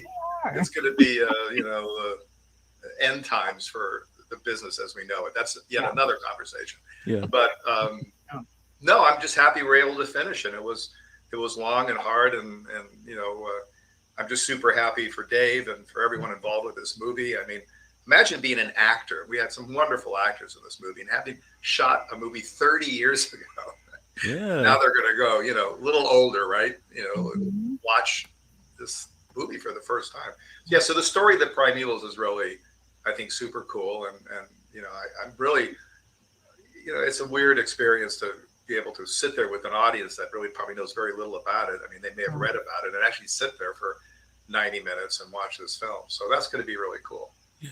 And like the actors themselves, I think they'll do a great job because they really feel like a movie of that time, but they're not doing it in like we're in on the joke kind of winking at the camera way. Like they're giving real performances. Yeah. And I think that really makes it seem genuine. The other thing, which again, if you really study it, I don't want to get off on a tangent, but it is also shot like a movie from the 60s or 70s. The way the camera tells the story, it's very old school, and I miss that a bit because, again, all putting aside stupid CGI, now the directors are like, cameras are like on drones and they're flying underneath people's butts, and it's all like all this, because what they do is they have the fantasy of storyboarding. They can storyboard all this stuff to the point where, can we get a shot? It starts here, and it goes through the guy's eyeball, then it comes out his butt, then it wraps around the building, then it wraps, and it's going to go in the car and the thing. And it's like, really, do you need that? So this is the absolute opposite, as you notice. It's a very traditionally lit, I think beautifully lit. The acting is wonderful. It's organic and it's fun. It's not someone trying to outdo the last, whatever adventure, silly movie. Yeah. Had you kept? Oh, I'm sorry. It's got like this good-natured feeling to it. It's that very was the idea. wholesomely wonderful. Which honestly, a lot of movies today are very like nihilistic and like just make you feel bad. And this is fun. Yeah. I like that once in a while too. Master, perhaps not. The same vibe, and that's fine because Puppet Master is cool, and this is fantastic. It's fun. I'm proud of it, and I'm happy for everyone. I'm happy for Dave. I'm just happy we finally got this thing done, and it'll be interesting to see how it eventually, because we're in this film festival sort of mode. So when it eventually gets released, I'm sure it'll have at least a small theatrical and then maybe a bigger streaming service. I have no idea. It'll be interesting to see how people react. I have no idea. But it is truly, it's like Ray Harryhausen made a movie in the 70s and we just found it. It's got that like, what? So what was the thought process behind going to festivals? That was the advice of several people who I trust, because that's never been our model. But I knew this needed some special treatment, and I thought the story and the advice was, hey, the story about this movie and the fact that it was announced in the late 60s and you agreed to make it in 1978, 45 years ago, and then it got shot, and then the poor guy died, and now it's just such a great story, and the movie itself is unique that it just felt like the right thing to do. Now, to me, it's unknown territory. Never done it. I have no idea. I may sit there and go, what am I doing here in Montreal watching this? Let's get it out there. And then, of course, people are writing because people know it's done and fans have supported it. Like, when are we going to get to see it? They don't care that I'm traveling to Spain in October to screen it for, it's like, when are we going to get to see this movie? But what the festivals do, I'm told, is they put they elevate it to some degree, and then who knows, maybe we'll get some really good offers. That'd be nice to take it a little bit out of our orbit. Yeah. And did the cast stay in touch with you over these last 3 decades? Nah, I'm just happy they're all alive. Yeah. I see Juliet's doing. She may be coming on the show at some point too. Juliet's doing interviews. Yeah, and she's happy to. We'll probably bring her to. She'll be part of this somehow. She's wonderful, and I'm not sure which. I thought she was living in London, so I thought, it'd be great to bring her, maybe have her come to Spain when we have the thing. But she apparently lives here in LA or close by, so we'll probably have the U.S. premiere soon at another festival, and she'll definitely be part of it. She's amazing. So you've kind of answered this, really, but was there ever a time that you just I am just going to quit and not make this? And why was it that, I'm going to see this through and finally get it made? Well, the ghost of Dave Allen appears every so often, and he goes, what the fuck? You've got to finish this thing. No, that's not true. No, it's like an obligation. You're built a certain way. We're all different. And, you got to live with yourself. And sure, there are many times it's like, what am I doing? And, I've managed to hang on now for way too many years. And, I wrote a book, which is kind of a fun read. I'm a big fan of the book. Okay. Well, listen, I went to the Slammer for a weekend. Life is not that simple. So I've luckily never went bankrupt, but, there have been really amazingly difficult stretches, and then times where things were awesome. But that's the business we're in. So, you kind of eventually go, look, I'm going to keep doing what I'm doing because I enjoy it. I feel like I'm just getting it all figured out, which is crazy. But, you learn every day. No one knows. This is a new business every day. And then you go, well, of meaning, what have I made that I really like? And I'm like, my favorite movies, most people don't even know. They're not the more well-known franchises. So, but finishing Primevals, I've lived with this since, for 45 years. And then, the passing of Dave Allen was such a tragedy. And I'm thinking, we got all this amazing work in a box, literally, or in a storage container. And we just got to find a way to finish it. And then the minute things got a little better and there was some extra money, we did that. So I'm not sure what the motivation is. It's just like getting it done. And, it's like getting things done for me. It's like, you have a plan, you got to fucking get it done. You just can't. Otherwise, all this stuff sits there half done and then you get crazy. So your book, actually, I think, and it's weird to say that it made you more relatable, I think, to your fans, because you're also talking about buying castles and stuff, which is probably not really relatable to most people. but you're also very open. We're open and honest about some big downfalls. Well, listen. Okay, so let me defend my castle purchase. So I started with nothing. Okay, so I was lucky. I grew up on a set. My dad had some good years, and we came back to the States. I was 20 years old. He was broke, and I, for a while, worked at a men's clothing store. If you read the book, you know the story. And then suddenly I just had the knack of, I invented this crazy business and made some money. Then I started making movies, right? And I made lots of mistakes. I didn't go to a business school. No one told me here's what. I fucking made a blunder. I go, oh, okay, I cannot do that again. That would really be stupid. And you kind of grow. And then suddenly the success of the movie, suddenly I had not crazy money, but I had like some money. And the opportunity, this is not like, oh, I spent $1 billion, bought a castle. The story is I'm in Italy doing well, you know, not super rich, doing well, making movies in Italy, which for me was heaven because I grew up in Italy. Of course, that all ended 3 years later, but in the beginning, it was awesome. And then a friend of mine said, you know, they're selling outside of Rome the contents of the biggest castle in Umbria, which is a region in Italy. They're selling all the cool stuff, and I'm an antique freak. I'm a collector of everything. Why don't you go out there and check it out? I said, great. So we drive out there, and it is a 100,000 square foot castle. And I got the catalog, which was this thick, and 8 million cool items. And the very last item that they were selling at auction was the castle itself. Okay. So first I found a few things I liked, you know, and so and then I was going back to the States. So I had my Italian guy who worked for me. His name was Rolando. I go, Rolando, could you bid on these couple of items? But to do that, you had to do a paperwork. In Italy, everything is a lot of bureaucracy.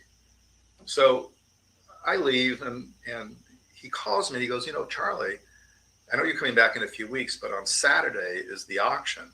And by Sunday, whatever, lunch, the last item that's going to be auctioned is the castle. It's the castle itself. I go, yeah, so I'm not going to buy a castle. He said, well, they're starting the auction at, this will sound crazy. I think it was, well, forget it in lira, because lira used to be the currency of Italy. Now it's euros. All right. They were starting at $600,000.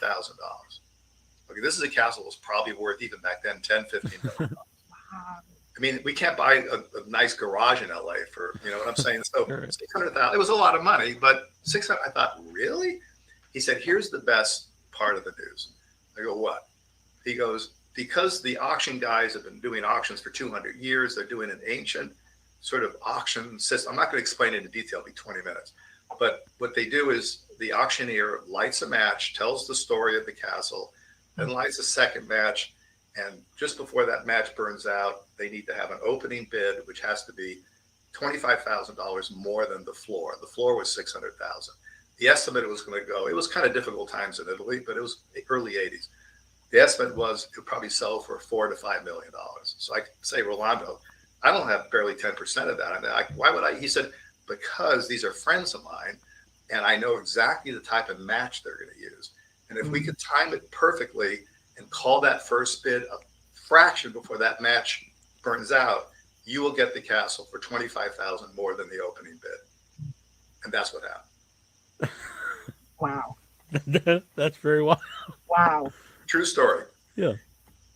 Yeah. So, you know, yeah. And then, of course, you know, I fixed it up and we shot movies there and for all the way Castle Freak many years later. And then things got shitty for me, as they do, and I sold it. You know, I don't have a castle anymore, but for a number of years, yeah, I had a huge castle in Italy. You had a castle. I had a You castle. had a castle. I don't see that as a failure. I castled Grayskull as far as I could go with that. Because people think, oh my God, you must have been so rich. No, I had money, and you know. But then, of course, a side note, then I had to come up with the $625,000 plus some taxi thing, and I didn't have that money. And this was not like, oh, I'll take a mortgage on the castle. This is like cash, please. So, you know, then I had to go to friends and borrow 50 and 80. And then, you know, eventually I paid it back. But so, yeah, even getting that money was not easy, you know. But yeah, that's how I got it. So, yes. Yeah. So, by the way, you mentioned earlier that your favorite films that I assume you made, you know, aren't necessarily the ones everyone knows. So what are some of those? What are some of your favorites that people should go and check out? I made a film about two collectors of medical oddities called Hideous. That's a real good one. All right. Got memorable scenes.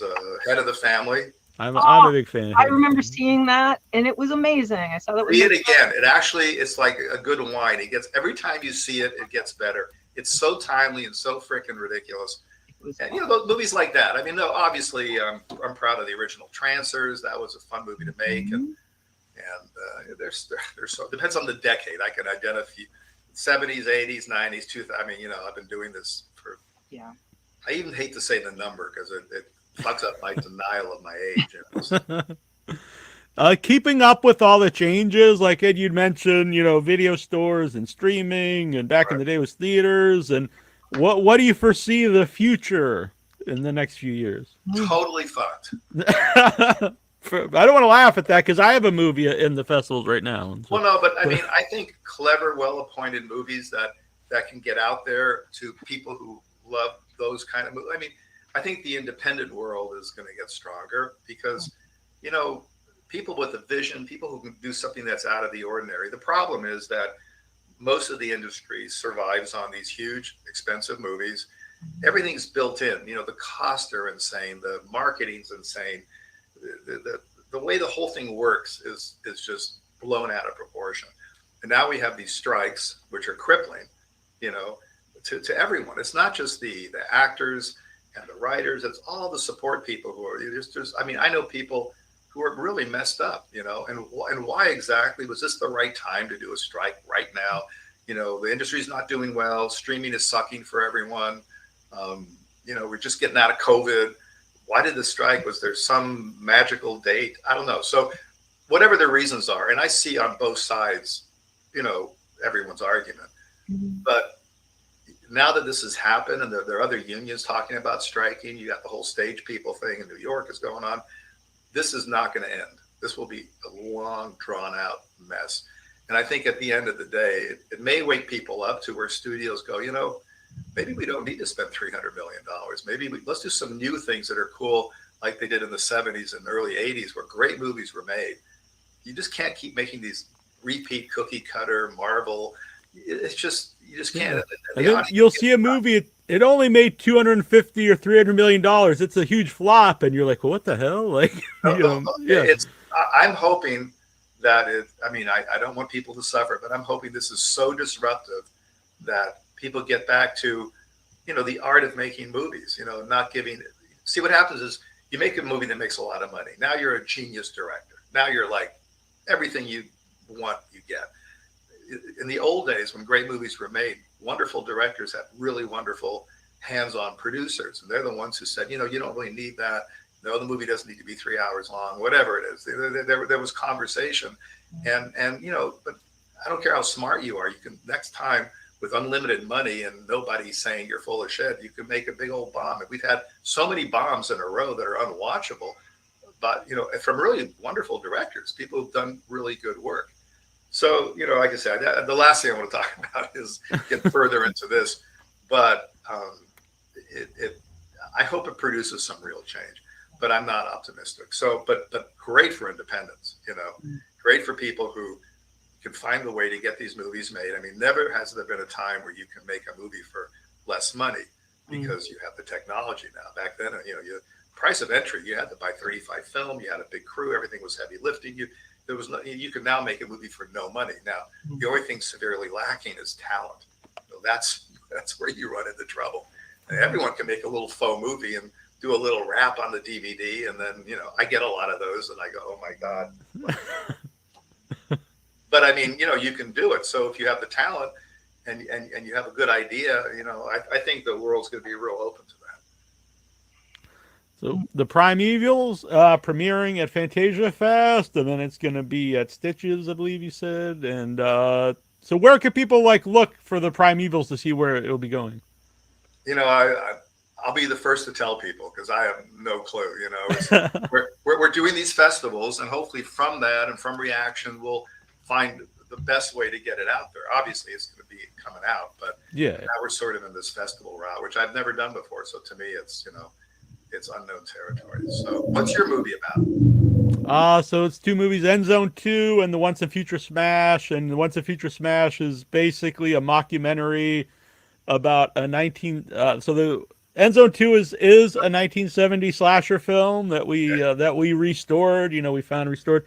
And then Smash is the documentary about the two actors from that who both take credit for playing the slasher, which is loosely based on many former guests here on the show.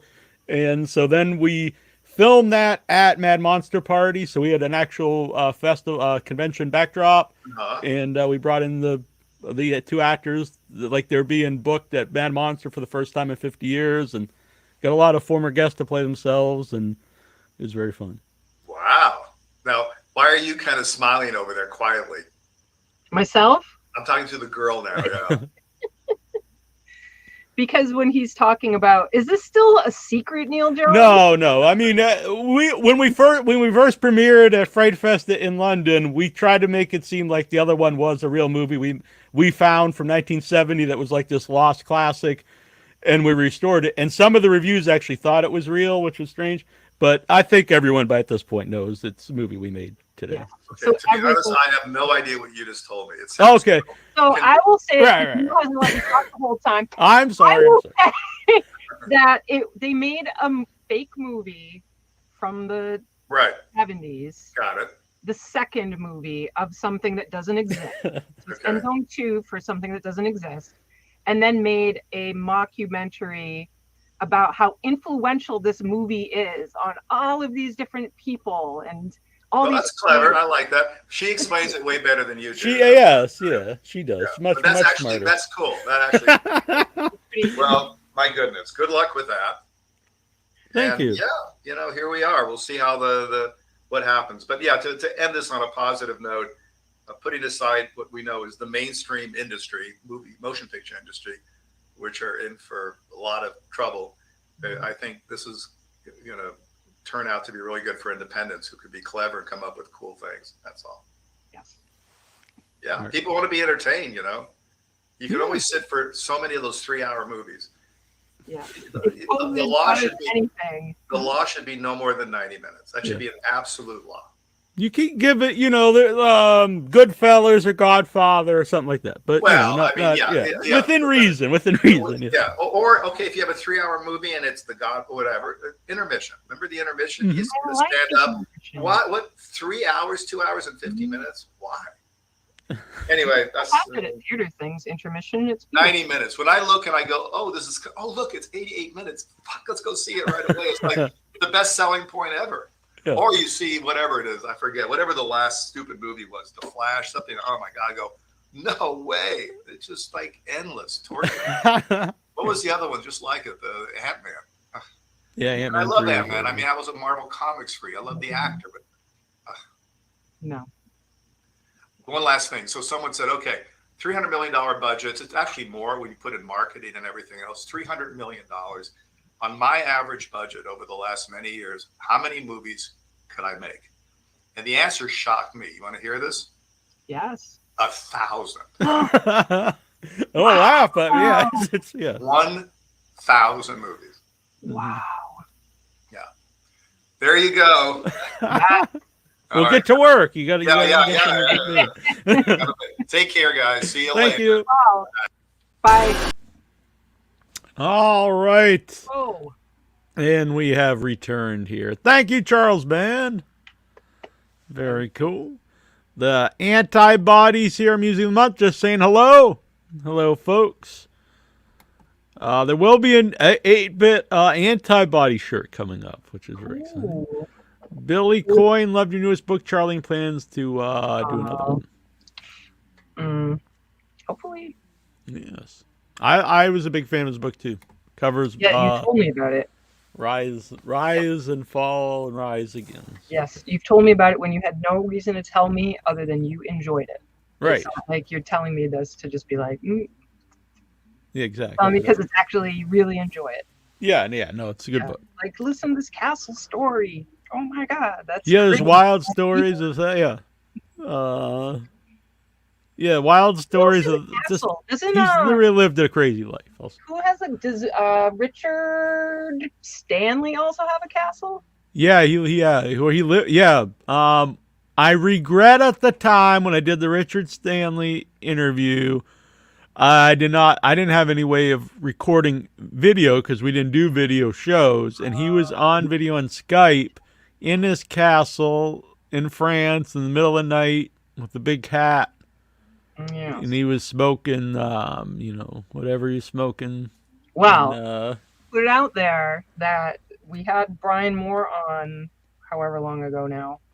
And from what I understand, Richard will be in that movie. So we could have him back on. He also is putting out a book, which is really interesting. I don't know if you've seen his posts. So I guess there was It's really fascinating. At first, I thought, I don't know where this is going, but I didn't like it at the time, so I asked.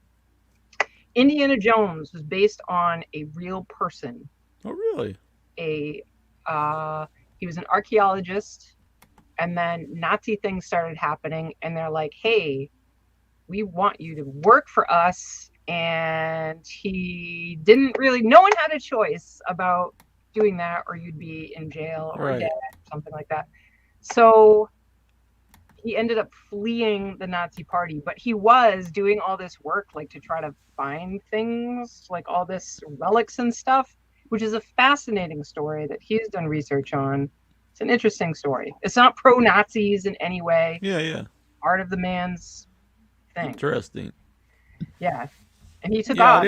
I mean, I knew elements of it. I didn't know anything really about Indiana Jones being based on anyone, but you know, they really did search for a lot of these the Ark of the Covenant and things, and they were really into a lot of the I'm gonna look it kind up. of supernatural stuff. So the reason I'm wearing this giant shirt, because I'm so scared after you mentioned you have this throat thingy voice. And also, we do not always post the dinner and the movies. It doesn't always happen. I thought I would wear my pink shirt today. Aha! So, let me... Oh, I love it. Creep show. Sweet. Isn't that great? Yeah, that's awesome. That's my pink shirt. Yeah, very good. Very good. Cool. Yeah, the last one was live. I should actually, I need to, which is easy to do, cut it out and put up here by itself as well, which I do with a lot of the interviews too. So the last one was actually part of a previous Without Your Head. Aha. Yes, that's right. So, Barben, whatever, Hummer. Yes. Let's see. It's a pretty sweet shirt, is it not? The Secret Glory is the movie he made about it. Richard Stanley? Yes. And I'm very sure there's a book that is coming out. The Shocking True Story. Oh, this has got to be more, because this sounds like it's okay with Nazis. And it's not okay with Nazis. He really should have written it differently. Focused on his search for the mystical Holy Grail of Christ. Yeah, that's not a good sell. I need a better... I need a better thing.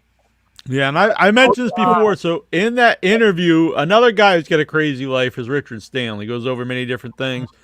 And one of the things he went into detail was about Harvey Weinstein. And this was a long time before that stuff started to come out. And he said, he's like, eventually this will come out about Harvey Weinstein. And he told a personal story about when he made his movie Hardware. And it played at festivals, at cons, I think. And then the actress called Richard up and said Harvey Weinstein was outside her door, and said, if you don't let me in, you'll never work again. What should I do? And he said, he said, don't let him in, or it's up to you. And she didn't, and then she was never in anything after that. Wow. And then it was like probably about 6 months after that, this stuff started to come out. Wow. About some of the reasons why he left Hollywood. It's just, a lot of bad things going on. Yeah. I did find the thing that will redeem the story. So he had made a book about all this history stuff, and Himmler was fascinated with the occult and had been researching that he got this guy to join the staff before the shit hit the fan. This man was openly homosexual, frequenting anti-Nazi circles, and having fallen out of favor, he was assigned guard duty at Dachau as punishment for a drunken homosexual scrape. He resigned in 1939. The SS would not allow anyone to resign without consequences. Soon he learned the Gestapo was after him, and he was even offered the option of committing suicide. He vanished. His death was officially ruled a suicide. He was found frozen to death on a mountainside in Austria. And it's a really interesting story. There's a lot of stuff that goes with that. Just that itself is interesting, and all of his research is interesting. So it's interesting. And Richard Stanley is going to, I guess, be in Brian's movie. So yeah, we'll reach out. Yeah, it would be cool. Mm-hmm. He was a really, really cool guy when I talked to him years ago. What was the last little? When I talked to him years ago, really cool guy. So yeah, I'd like to do it again. Colleen loves the shirt. It's a great shirt. And the hair matches, is it? Yeah, I noticed that when I put it on. I was like, oh, it boosted my hair. Lovely interviews tonight. Thank you. Aww. Yeah, very cool people. We may also have one of the actresses from Primevals coming up on the show. Oh, I think she's a doctor. Right. Yeah, or the professor or the doctor, whatever she is. Yeah. Yeah. That would be cool. Yep, she's been doing interviews. So she's been she was actually going to be on with Charlie, but it couldn't work. She wasn't available at that time, but we might have her on separately. That would be cool. Mm-hmm. Hello, Pepe. Pepe Petite. Good man. Make sure I say petite, not petite. Hello, everyone. Hello. And a big thank you, by the way, earlier to Bruce Cirksena for the $10 donation to the website. That was very nice. Appreciate that. Very nice. You're a good man. Neil keep running the show. Yeah, this is expensive deals, but it's way better. It's easier for myself as well. So now, since we're by the way, Primevals, honestly, really fun movie. I bet it would be really cool to see it on the big screen with people if you get a chance. It'd be cool to see it with people. Yeah. I think this is one of those movies you could like sit around and have popcorn and watch it. You know, like old style. Have a pizza. And I have to say, a lot of stuff's out there about the Yeti, who is cool. But the lizard people are awesome. Yes, they have all kinds of cool beings, and you do see those lizard people in that trailer. So yeah, I feel like you didn't. Yeah, I think a lot of the graphics are about cool. the Yeti. Yes, and oddly enough, my microphone is a Yeti. My microphone is a Yeti, but I don't use it anymore because pain in the ass, and my camera one works just fine. Fair enough. I have a Yeti. It's blue. So, yeah, mine is too, Blue Yeti. So SAG. Yes. Want to get into that now, or do you have other things to share? I think I found some things to share. Well, real quick, I did want to mention, we talked about briefly earlier, but August Underground. So the special edition Blu-ray is coming out from Unearthed Films August 25th. It's in August. I'm not sure. August 15th. And we'll have the writer director. What's his name? I just mentioned him earlier. I've met him. He will be on.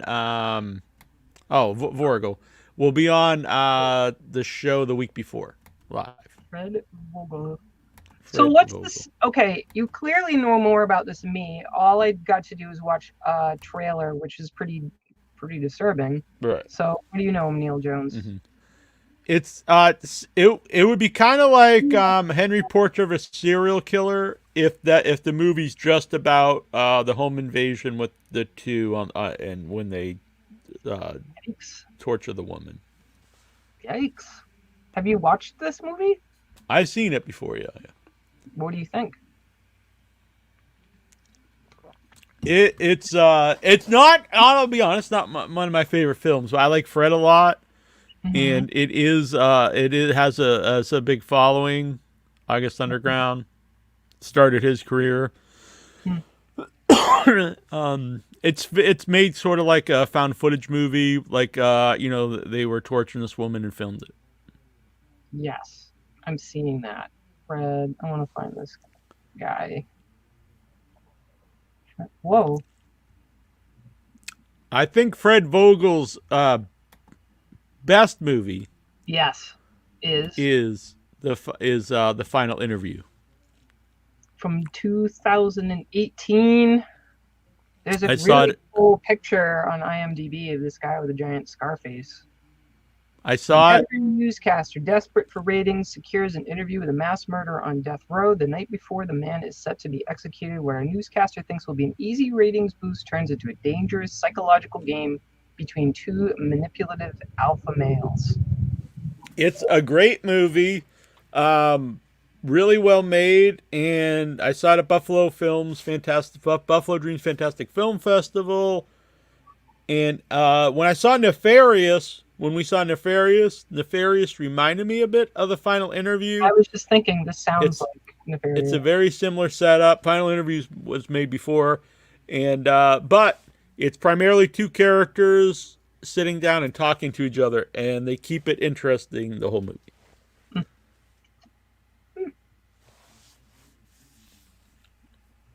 And you can go in the archives. We had Fred and the two leads on the show at the time.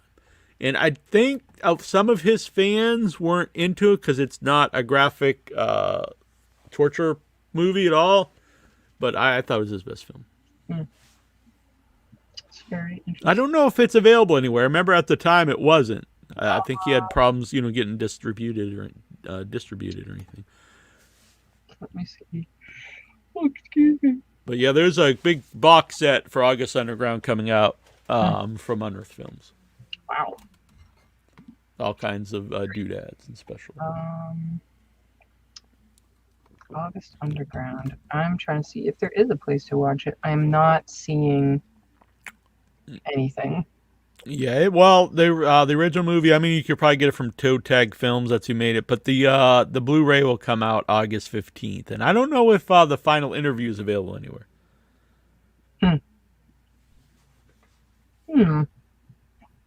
Crazy. But yeah, he's a cool guy. I met him at that. He was at the premiere in Buffalo. Very nice.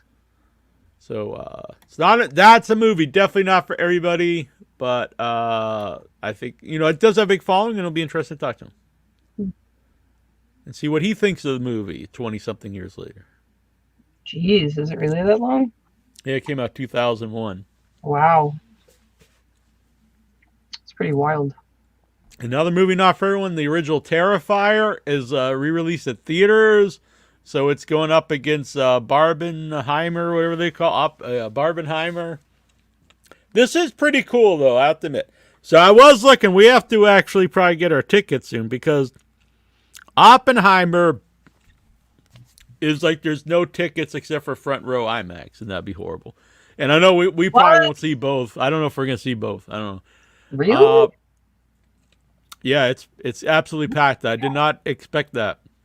What And day Barbie, is that? Which day is that? every day, Friday, Saturday, Sunday. Oh my god. What And about other the other theaters might be better, as I think. Yeah, there's the Dorchester AMC. Mm-hmm. And Barbie, last I looked, it was completely sold out every screening on the one screen. You're gonna have to look at the But it's on multiple screens, so that might be we'll probably find it somewhere. But Oppenheimer is only playing in IMAX this weekend. Really? At the AMC anyway. Yeah. And then next week it's being released in 70 millimeter.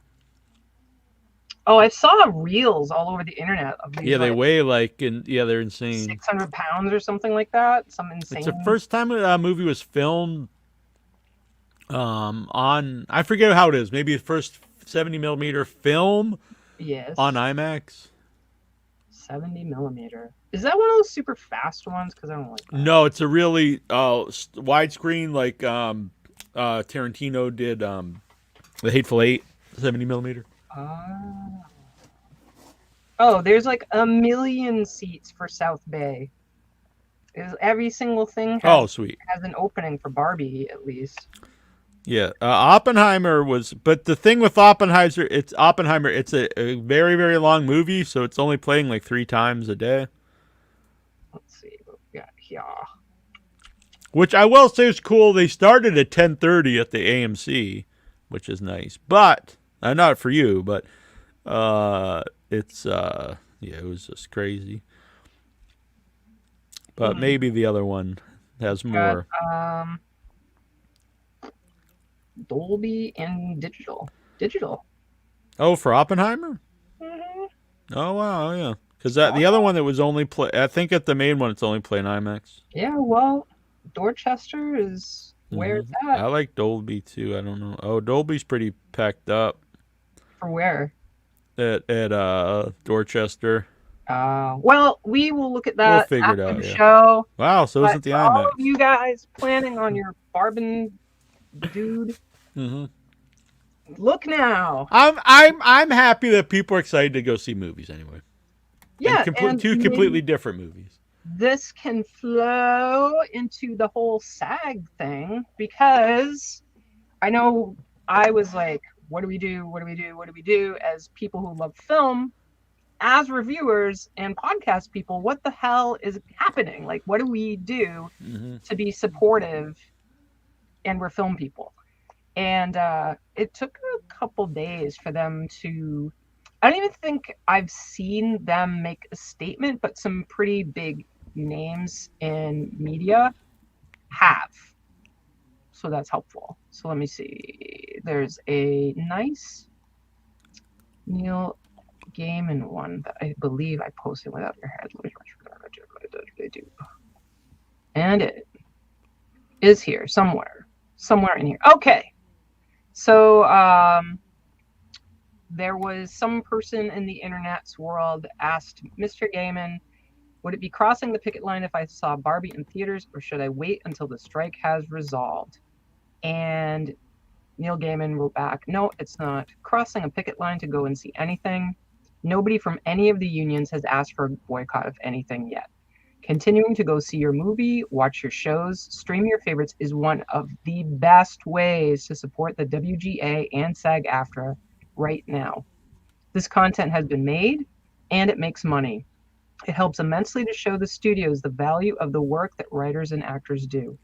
If you don't go, it hurts writers and actors. Studios can say, well, actually Barbie only made X amount of dollars. Oppenheimer only made X dollars.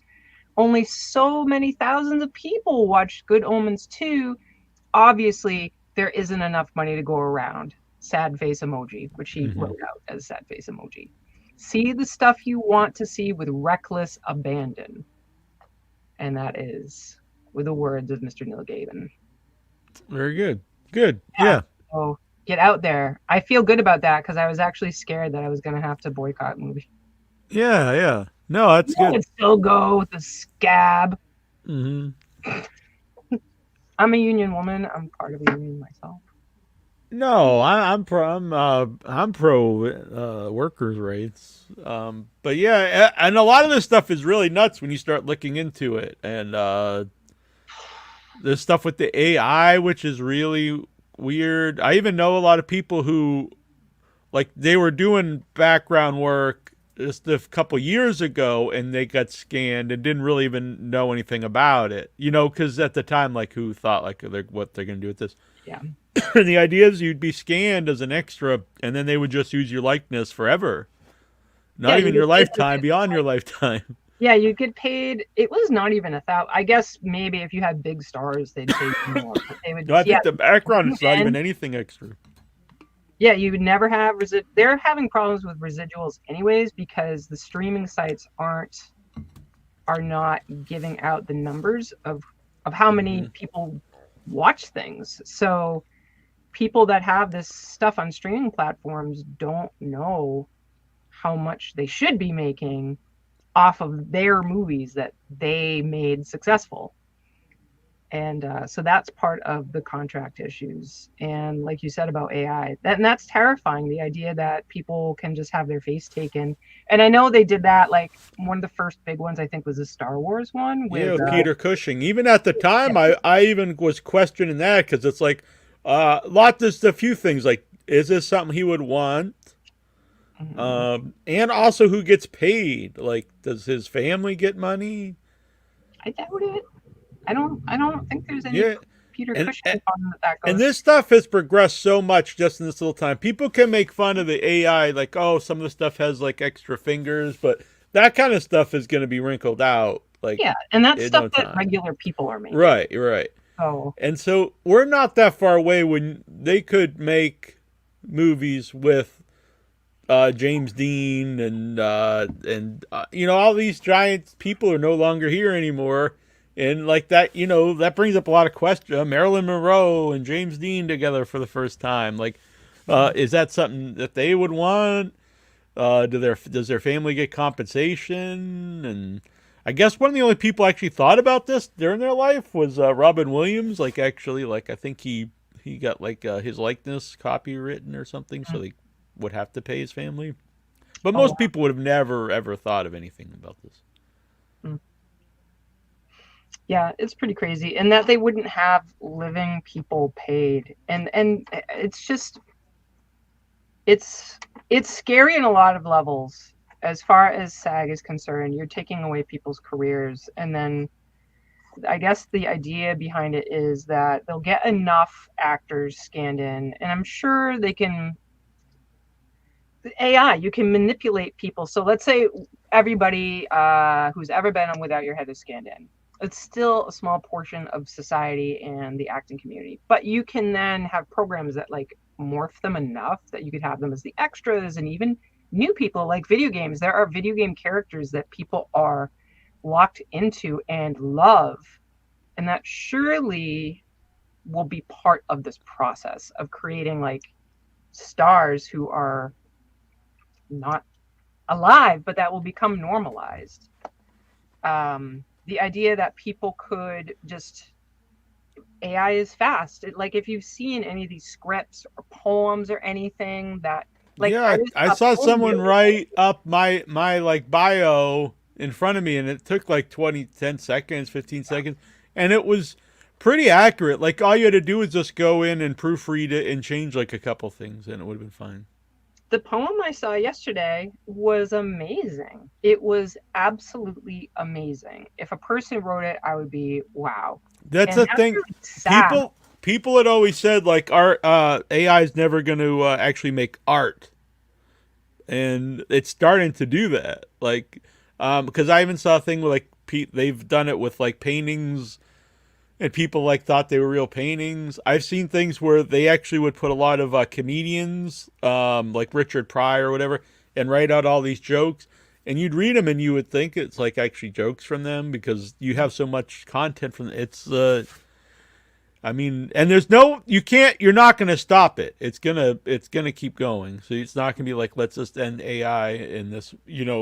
It's gonna progress. But you have to have some type of standards and safety for people who make their living with this. Because I have thought for a while, when this stuff started becoming public access, and I was, what's going to happen with the news?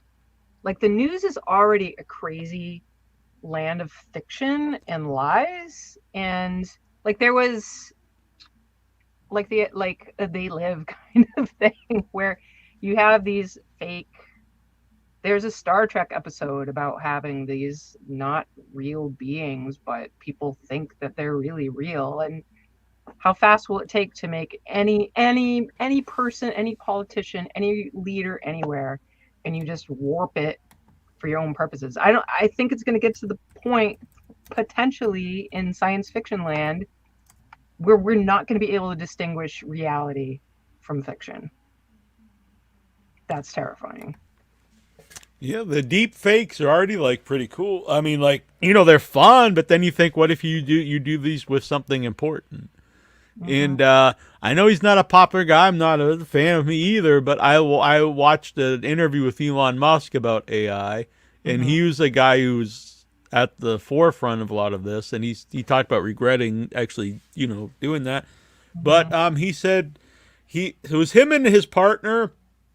And he stopped doing it because they were talking, and Elon Musk said like we have to put safety precautions in, and the guy called him a speciesist, which meant that like Elon Musk was in favor of living like human thought instead of AI, and he was like, yeah, I am, I guess. So anyway, and he was talking about stuff that like I wouldn't even think of, because he was saying about everyone knows bots on like Facebook and stuff. Mm-hmm. But with the AI, it can learn like what is the most influential things you could say and stuff. Mm-hmm. So then these bots, they'll look at all that, and then they'll start putting out things that, you know, not even that some person thinks, but do just like numbers wise. If you say this, this, and this, it influences people to do that.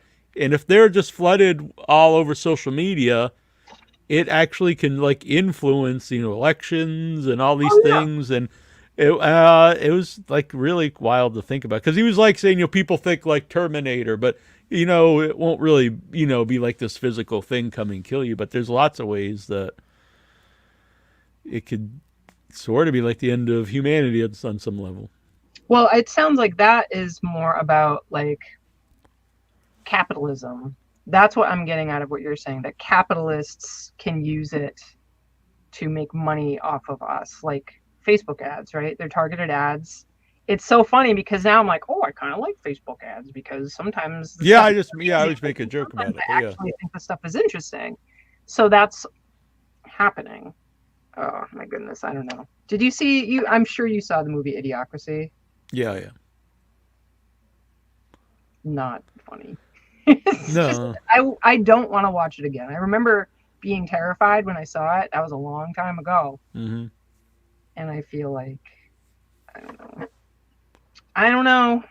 It's a crazy world. But as far as AI becoming sentient, I think that's people's fear as well, is that AI is not just going to be like the puppet of capitalism, but would it become sentient, and then what?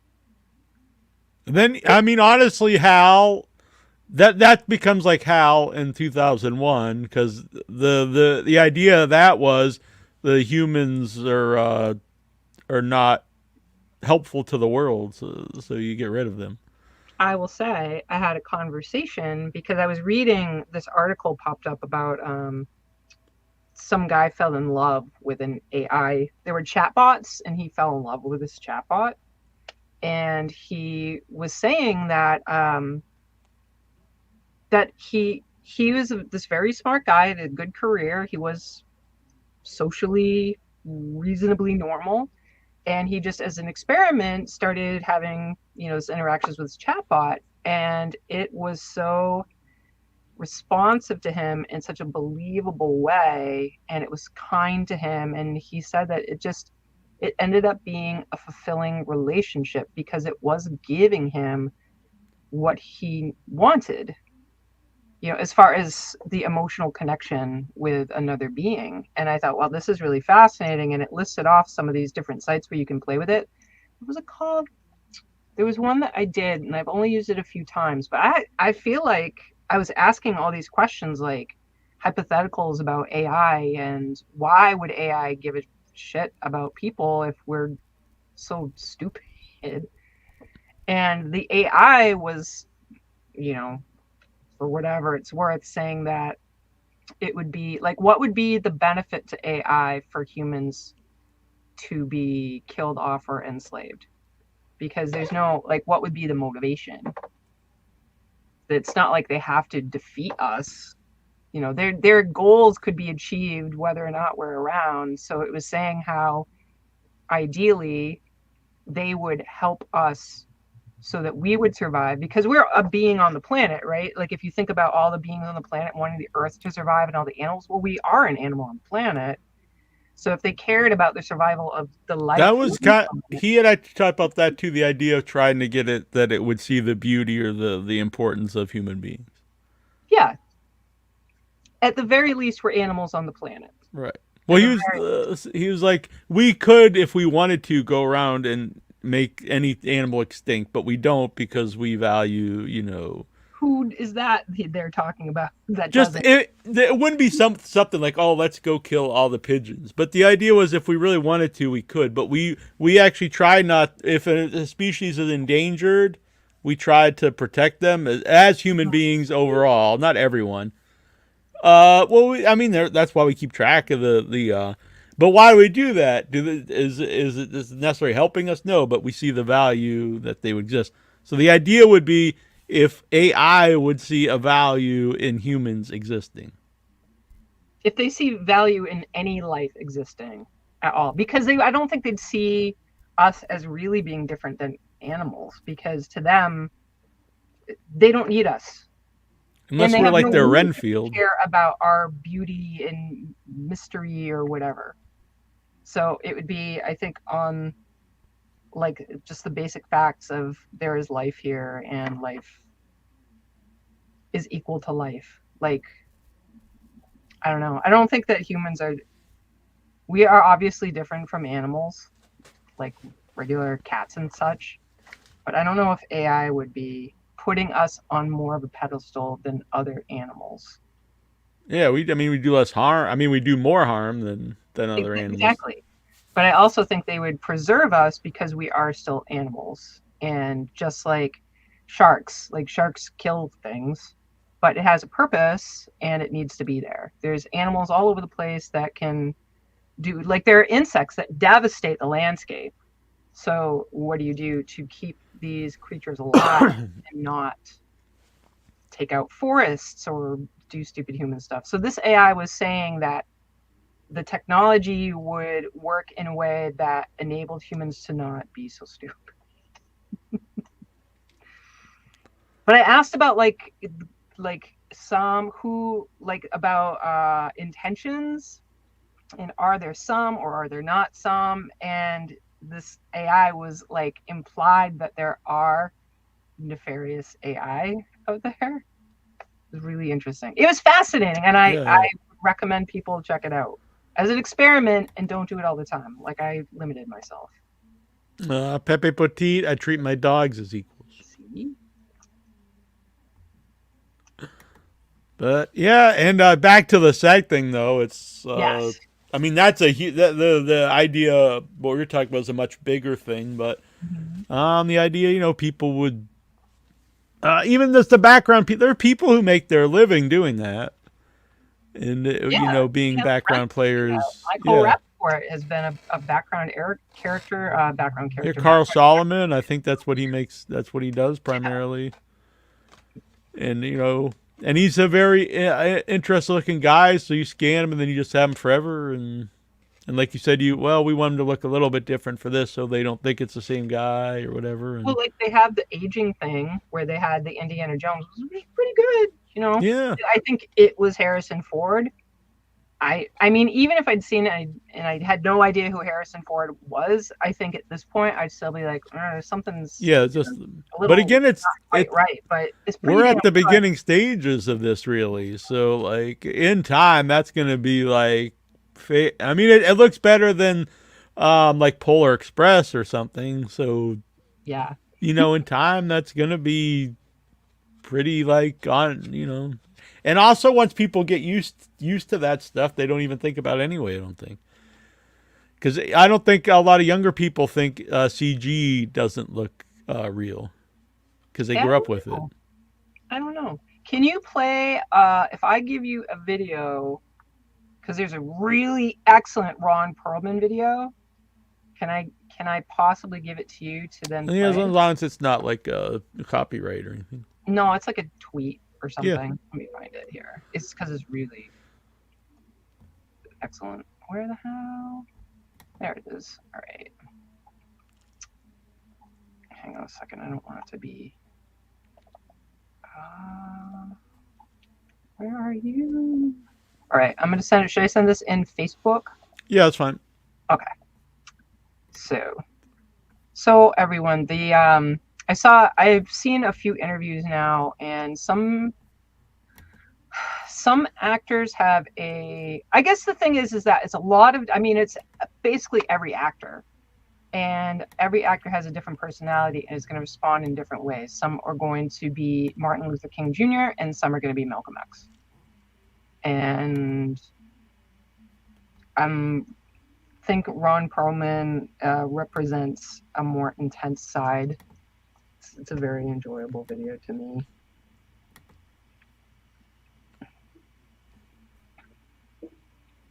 One thing before I get off this.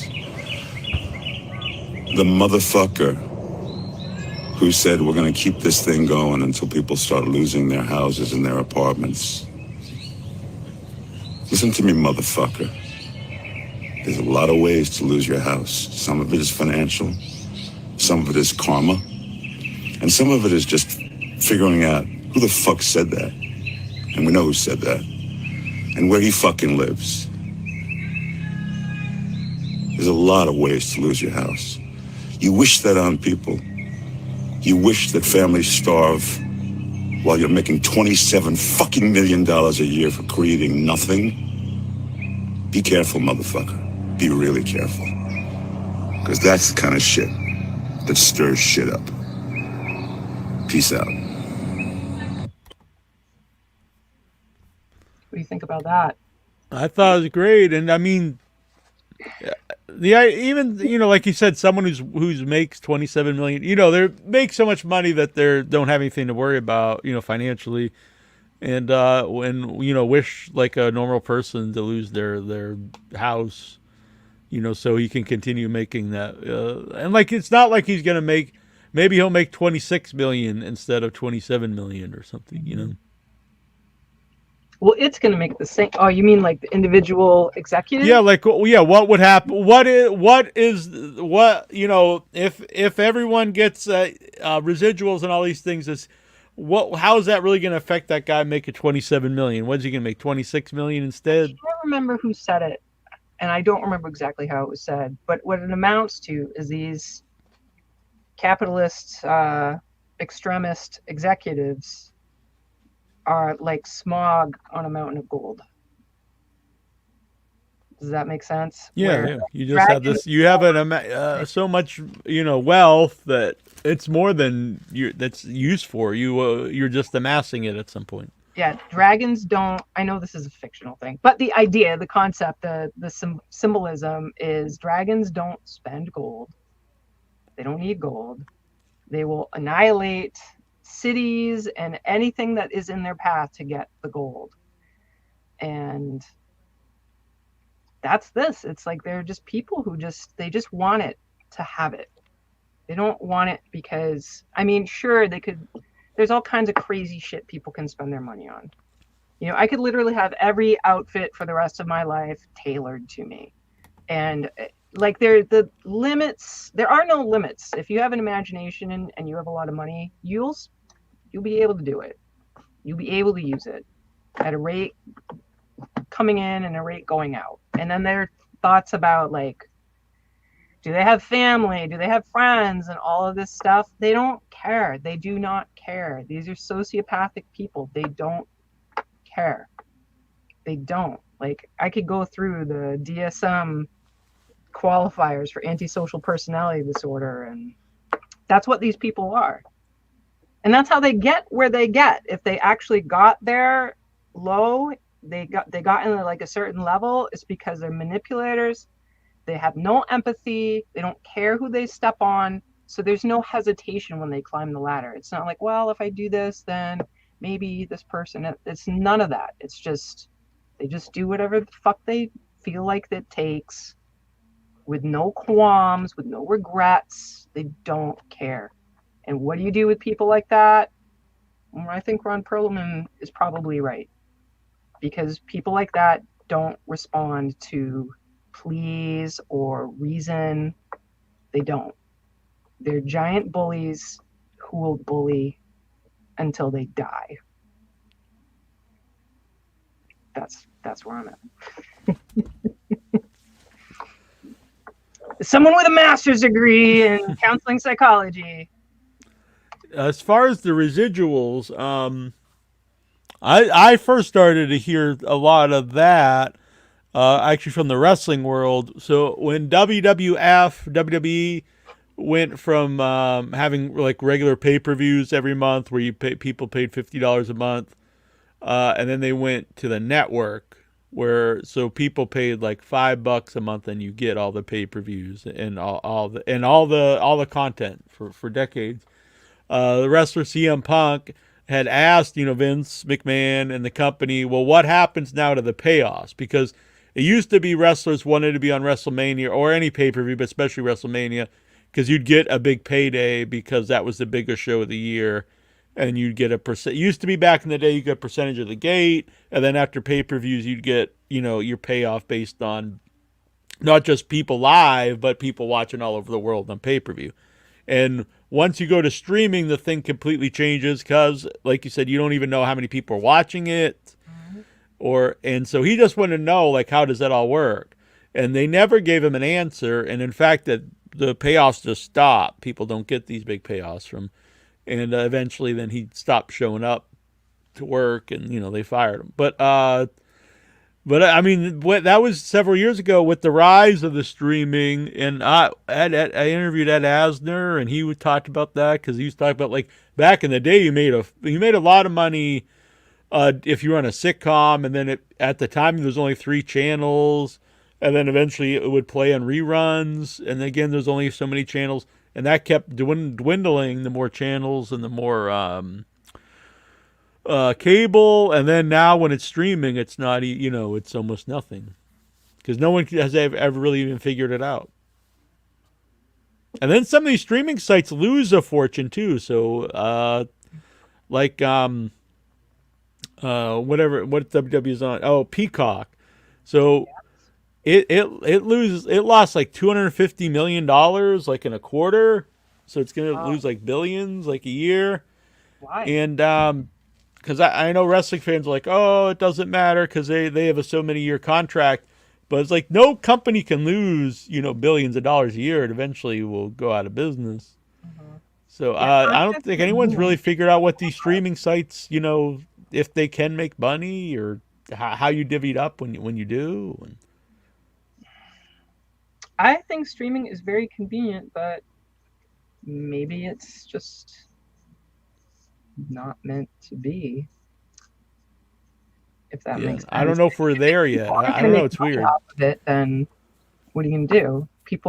All these people are making these Netflix original, this thing original. Well, if I'm watching Tubi for free, and everyone is watching Tubi for free, I know they have ads now, but I don't know. Or when we interviewed Tony Todd, played Candyman, he said back in the day when someone would rent Candyman, he would get so much, like, because people would pay $3 for the movie, so he'd get a percentage of that, which thousands of people, you know, it would add up to something. But how do you calculate that when people pay $10 a month? Now it's $15, whatever a month, for Netflix or for Shudder or for whatever it is. And there's like Netflix literally has thousands of movies. So we have thousands of movies. How do we narrow that down to give everyone a percentage of the $15? And then, like, you know, it's not even like, you know, it's micro pieces of cents. Movie. Like, I don't understand how you not be able to track that. They always win when they take that to court, that Netflix doesn't have to tell people, and I don't ever understand it. So crazy. I know Amazon used to it used to be the place that the indie movie makers like because they paid so much a minute people watching. It was like fairly good, and then it went down to like you know, just like cents. If your movie's like under a certain like amount, it really was against independent films, like low budget films. Which I don't understand, because if someone is going to pay to watch it, then they're making that money. Right. So, who cares how much it costs? It could be a Marvel movie. It could be Blood of the Tribbids. Yeah. If I believe that's why Blood of the Tribbids is on YouTube now. Yes. But if you have a movie that costs like $3 to rent, whichever movie it is, it's still $3 to rent. Why would it be different to Amazon? And I don't know. I'm not a mathematician. Yeah. I'm not a business person. It's probably more the studios wanted that, and then, you know, because there would be no benefit to the Amazon that I could think of. If people watch it, it's good for them. Man. But it's a lot of things that's I don't Revolution on the horizon. So I know I've been saying Smash was going to come out this fall, but it won't be. Our movie is SAG, and so it's been postponed till next year sometime. But we are going to be playing more festivals now, so the festival run has been extended. Oh. And So wait, you're possibly SAG, some but you're theatrical under releases. budget. So why would you not be able to release it? I'm not the person to ask that. So I don't know. Yeah, because there's a certain. They can't promote, I believe. I don't believe anyone that would be able to. Festivals, I do believe that festivals, interviews. Yeah, but if we put out the Blu-ray, from what I understand, the people involved would not be allowed to promote it. Yes. So it would hurt us releasing it during a time no one can promote it. Because it has a lot of named people, and that would like to promote it. But like I said, we're going to be playing more festivals. I know some, but I don't think we can say them until they mention them. And then I don't know. We'll see if maybe we can play somewhere. We'll see. But anyway, crazy. And then Danny Trejo did like a little. I highly recommend you look up your actors of choice or entertainers of choice. It's interesting to see them as people, as a community, and how they respond so differently. I think it really normalizes big actors. Like, I don't think Ron Perlman is saying that to get popularity points. No, I think you can tell he's very serious about it. For me, I feel like, I know there's a lot of people like the Hollywood machine. I just saw some posts earlier about politics and crap, and whatever, that's fine. But I mean, these are people, they are human beings, and surely some of them are shitty human beings, but I don't know, seeing people picket Bob Odenkirk, picketer, who got mad at Tom Cruise because Tom Cruise was like, well, can we do this? And he was like, no. No, get over it. Too bad. We're in it together. Goodbye. I'm a big fan of Bob Odenkirk anyway, and that just makes me a bigger fan. So. Yeah, it was very cool. Very cool. So yeah, everybody, just watch your movies. That's that. Watch your movies. Support.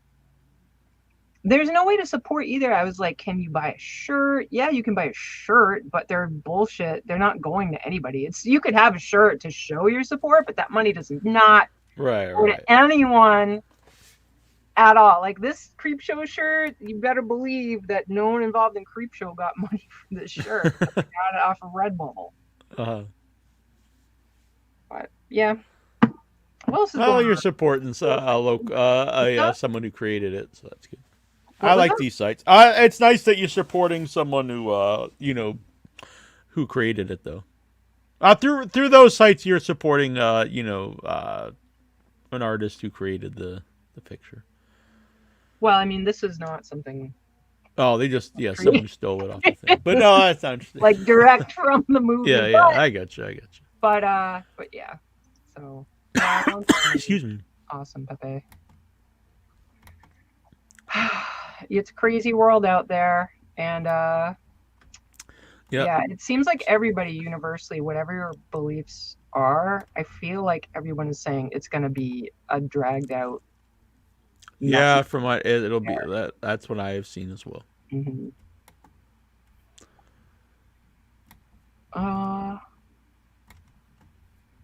Yeah. I saw Todd had talked about. He said it was $10 shipping on the shirt.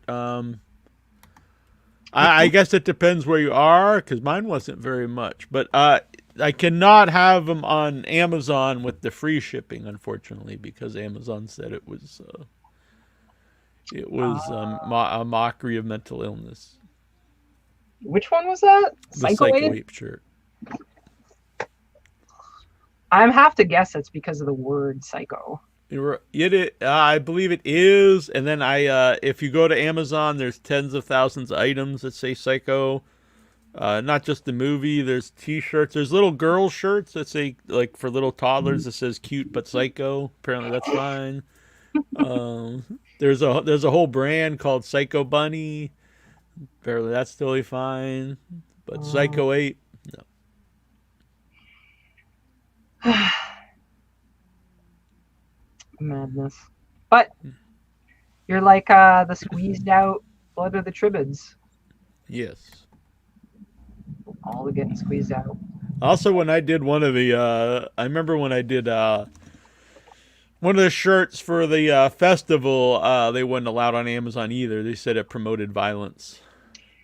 It occurs to me that it's so bizarre that they are screening you or these films, but there are all these bullshit non-companies that produce, like, they just have names that don't even, it's just like letters that sell product.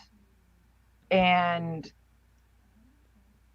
why is that okay? Why is it okay for there just to be this random shit out there? You know what I mean? Like if one of these random companies mass producing a bunch of shit was to make something that said Psycho, it's not like they would have, what would be the motivation to have them stay and you leave?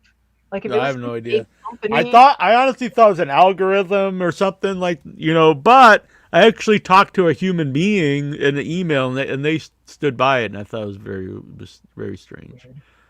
Because I assumed anyone who actually, like a person that would look at it would be like, oh yeah, that's nothing. It's just silly. Yeah. Oh, but speaking of bands, I don't know if we talked about Trauma winning. Have we talked about that? No, we have not. I guess Amazon wouldn't sell Hippie Dick. Yeah, I actually didn't try because they're weird about a lot of those. I didn't think there'd be a problem with Psycho 8, but yeah, I didn't try with Hippie Dick.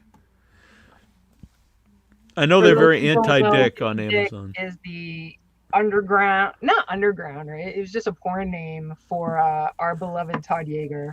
It was actually a fanzine. It was Hippie Dick. Really? It was like a fanzine for like regular guy. Like it was a gay regular guy fanzine, and he was a model for it.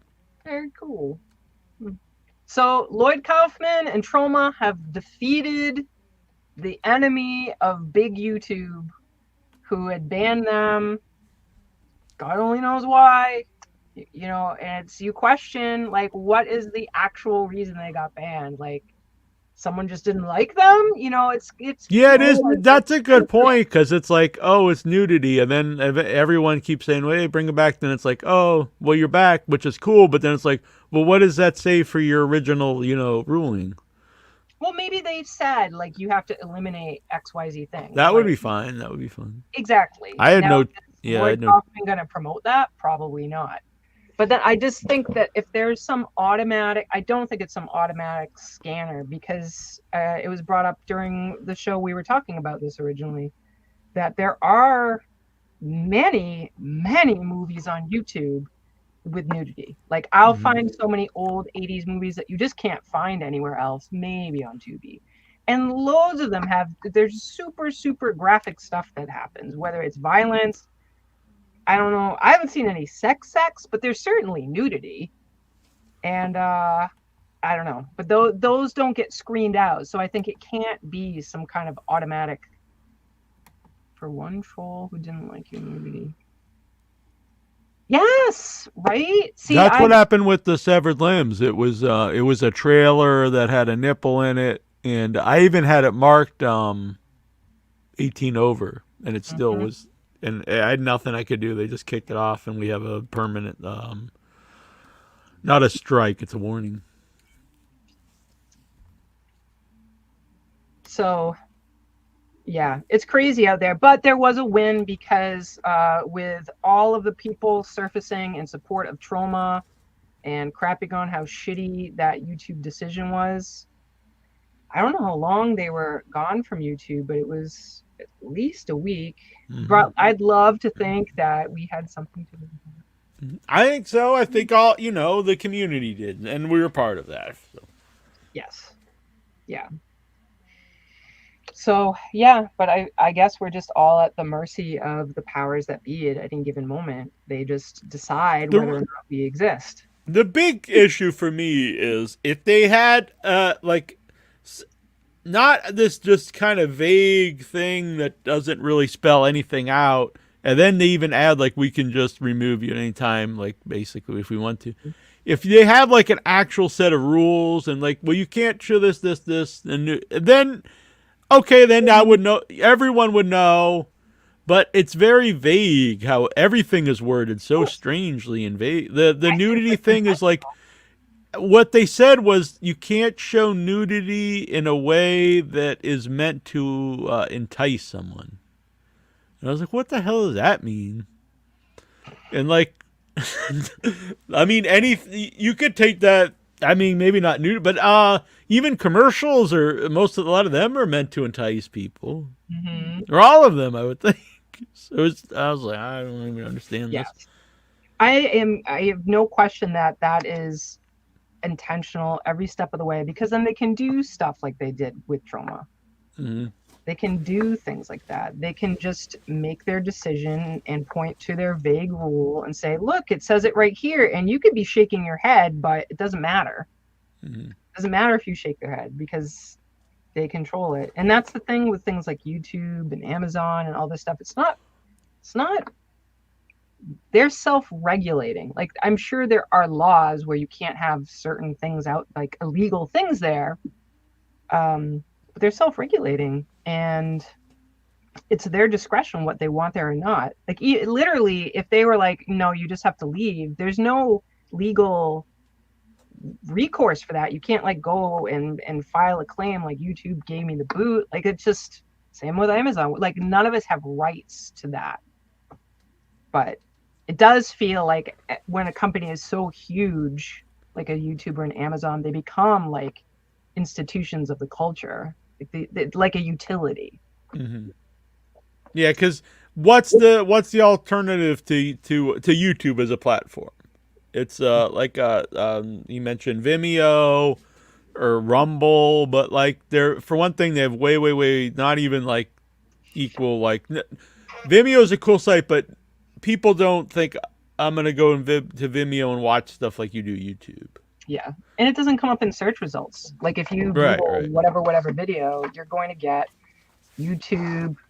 You're going to get TikTok. I think those are the biggest ones. Maybe Instagram, but you're going to get the things that they want to show you. I'll say we've been getting the most views on videos on Instagram. Nice. So I don't mention that stuff enough, but you can, if you're watching this wherever, whatever your favorite platform is, like if you don't like Twitter, why go follow us on Twitter, except for we have an extra follower, but whatever platform you like the best, if you're on Instagram a lot or Facebook, whatever, look up Without Your Head. We're on, just about everything. We're on Threads now. Are we? I haven't even looked at that yet. Threads is a Facebook entity, I believe. Yeah, it's tied to the Meta thing, and it's directly tied to the Instagram. Because that's a Facebook entity, or Meta, or whatever the fuck it's called.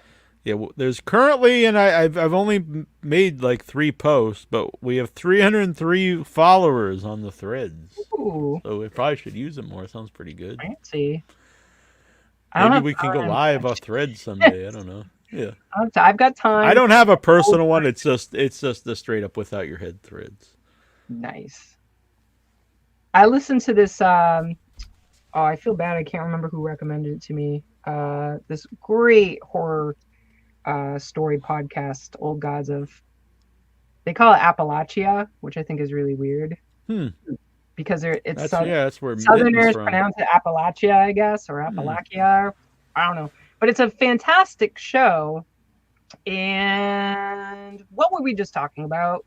Having a little Threads. Oh, because the guy who does the reading is fantastic, super talented, wonderful to listen to. When he does kind of like, and you can find us at blah blah blah blah blah. He's like, you can find us on Facebook. That's where old people go, and that's where we are. And sorry, that's where you're gonna have to find.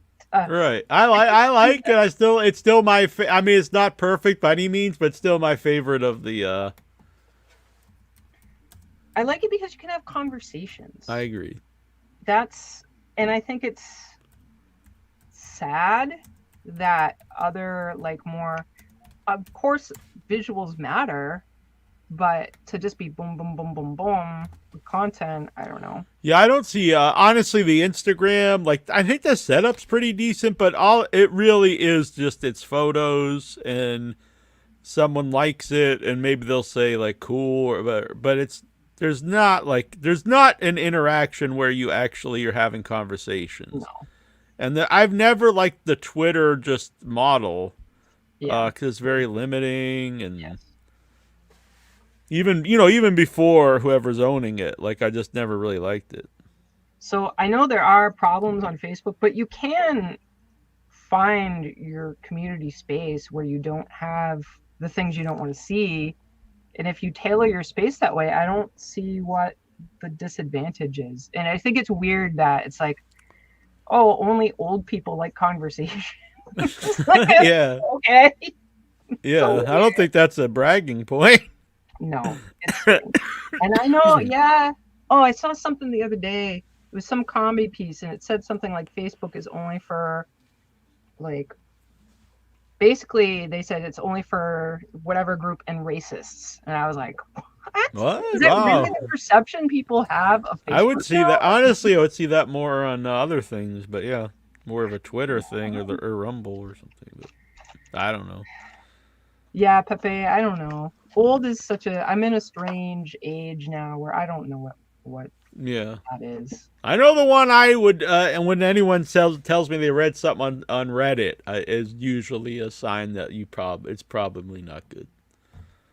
Really? There's some really interesting Reddit things. I think Well, it the depends people I know, it's just it's Well- like the insane conspiracy theory Yeah, people that the ones you're everyone's talking eating about. babies and stuff. Yeah. There are some great Reddits that have real info. It's like Facebook. You can make it the space you want it to be. So if you want it to be about real things or like fact finding or whatever, you can pursue your interests and it'll be reasonable. Or you can be a conspiracy theorist, and that's fine. And you will go into the rabbit hole if you're on Reddit, no question. Yeah, I honestly know some people that were always, I wouldn't say completely normal, but like we're cool people who really went down the rabbit hole of conspiracy theories, and I honestly believe it's ruined their lives. So That's sad. yeah, I That's don't really know. sad. You can get Yeah. Used to be that stuff was like fun, like Bat Boy and stuff, but now it's like Oh, I remember that boy. yeah, Weekly half World the News country was eats funny. babies and stuff. Yeah. I remember getting that as a kid. Like me and my friends would just buy Weekly World News and just read it together and laugh. See, that's why I'm old. Because we would actually get a paper newsprint thing Uh-huh. and we would sit at the table and laugh at it. Now, that's how I know I'm old. And I don't mean old as a derogative thing, because I know that compared to other people, we are age-wise, like number-wise, young. But I think that we're in a different generation Mhm. where we actually read paper. Yeah, that's why I'd mentioned even the CG thing, because I always think, like, why is it even brought up? Because like it's like universally like not very like well liked. But I see a lot of people that like I think that's what they grew up with, and they actually really like the CG, and they like a lot of the '90s franchise, early 2000 that I never really think had a big following. And then I know What You Did Last Summer and Final Destination, and I was just like I mean it's just that they grew up at different times. So I guess if I grew up when CG was just all over the things, maybe I would look at that the same way I look at the stuff and Basket Case. Yeah, I think that's true, because like Basket Case, Belial is ridiculous. Like Belial is not believable. And even movies that are objectively good, Mm-hmm. like some popular ones, I don't know, like Dark Crystal or Neverending Story. Neverending Story has a cool luck dragon. Oh wow, I can't remember his name. Don't hate me, 80s children. But its mouth moves like this. It's not even kind of like it's not like Kermit the Frog where you can be like ba ba ba ba ba ba ba ba ba. It's like ba ba with entire words that are multiple syllables. It'll just open up once. And of its time, it's wonderful and magical. And you very well know that it is not moving its mouth with its words, and you still love it. So I would have to say, yes, that's probably exactly the same. And it's funny because before our time, we can not criticize, but look back at effects that seem really cheesy. And then we look at things that are like younger than us and see things that are really cheesy. But for our time, we're like, that's when right. magic happened. Yeah. And then there are, I mean, I'm sure some people, well, I was gonna bring up the Universal Monsters, but honestly, I would think like some of that's a little cheesy too. But some of it I think still holds up, like is kind of timeless. Like I think Nosferatu is still freaking scary. Nosferatu is exceptional. Yeah. But then to see, what is it, Shadow of the Vampire? I'd love to see that again. Yeah, that's what makes that movie work, I think, because it's like a lot of people realize that is really scary, and it's 100 years old. Yeah. Maybe really just, if that wasn't in your mind already, like that movie really wouldn't work. You know what I mean? Not that everyone thinks it's a vampire, but the idea like, oh, that is like, because it's so otherworldly, because he's so long and nothing really stands out like, oh, this is, a mask or anything. It's just, it's very strange and off-putting. And I feel like I'm just thinking of cool vampire people. It's not exactly in line with what we're talking about. But the idea of a cool, scary vampire person is Ralph something plays the vampire in Salem's Lot. And he is a weird-looking man. It's very much in line with the Max Schreck human to vampire. Like, these are creepy, mysterious guys that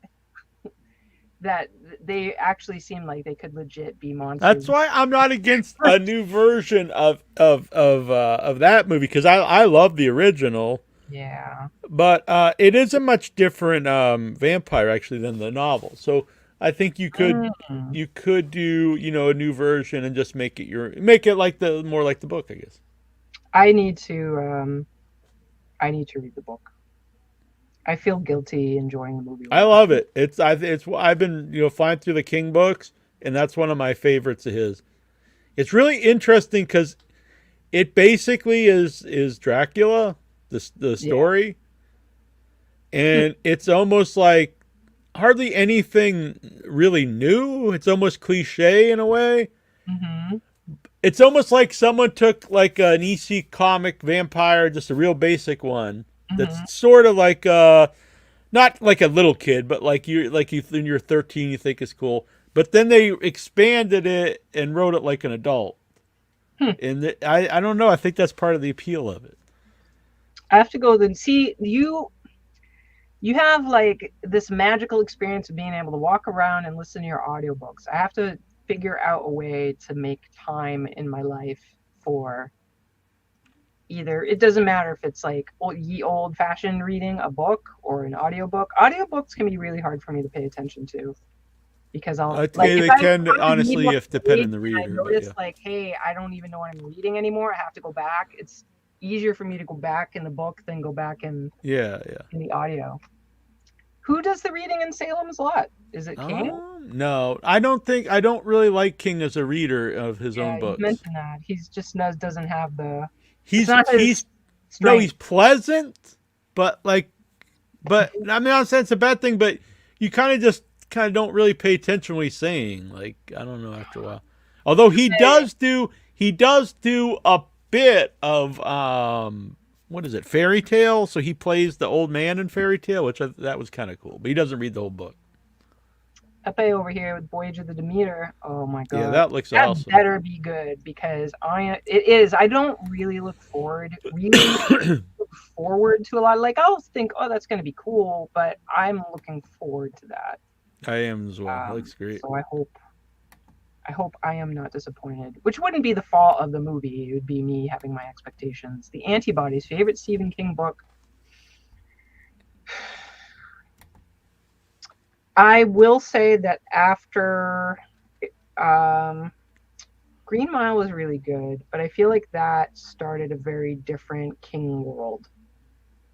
His life changed dramatically. There was a car accident, and he made some lifestyle choices, and his writing style just changed a lot, I think.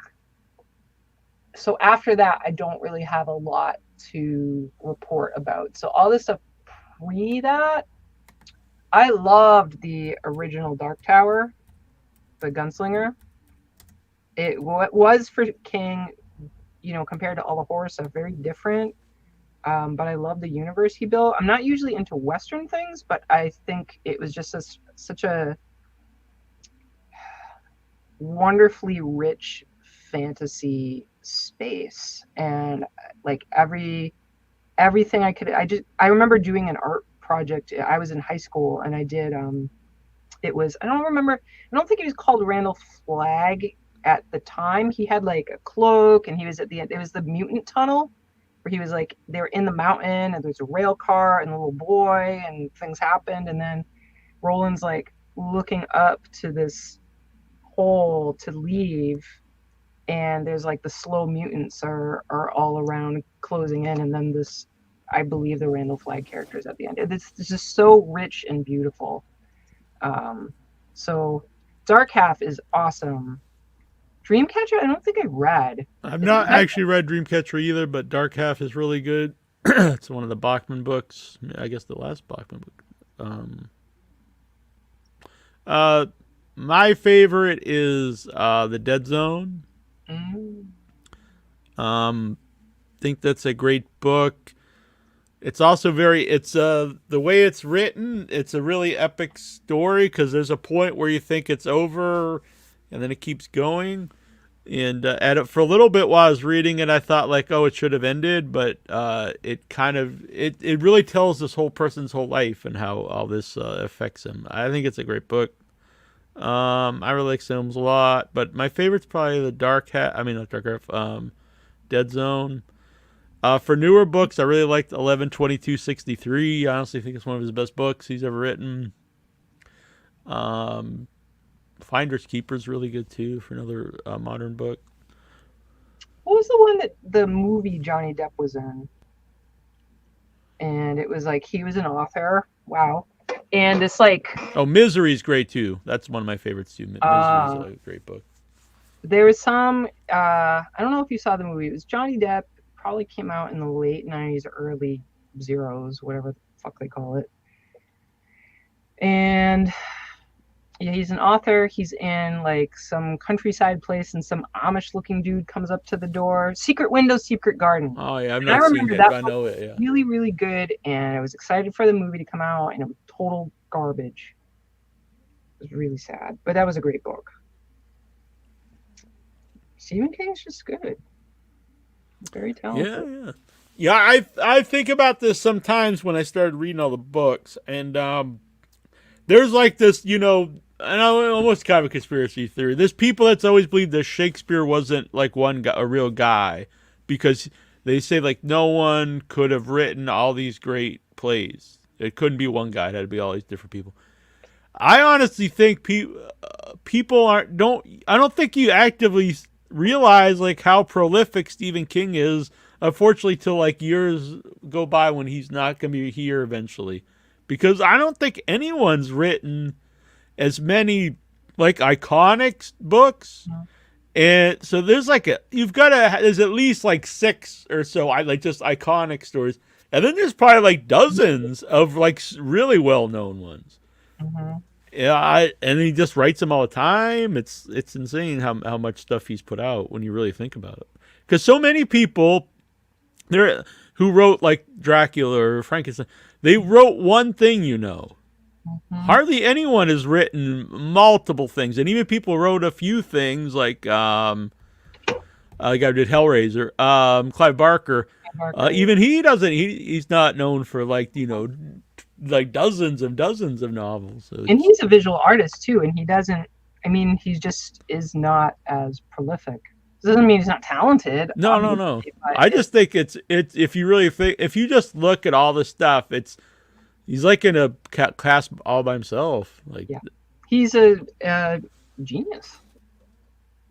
Just to be able to make that much material is incredible. It's funny because there are people who really stand out as creators, like H.R. Giger. Is everybody knows Alien and Amazing and all these cool things and Killer crazy Condom. stuff, huh?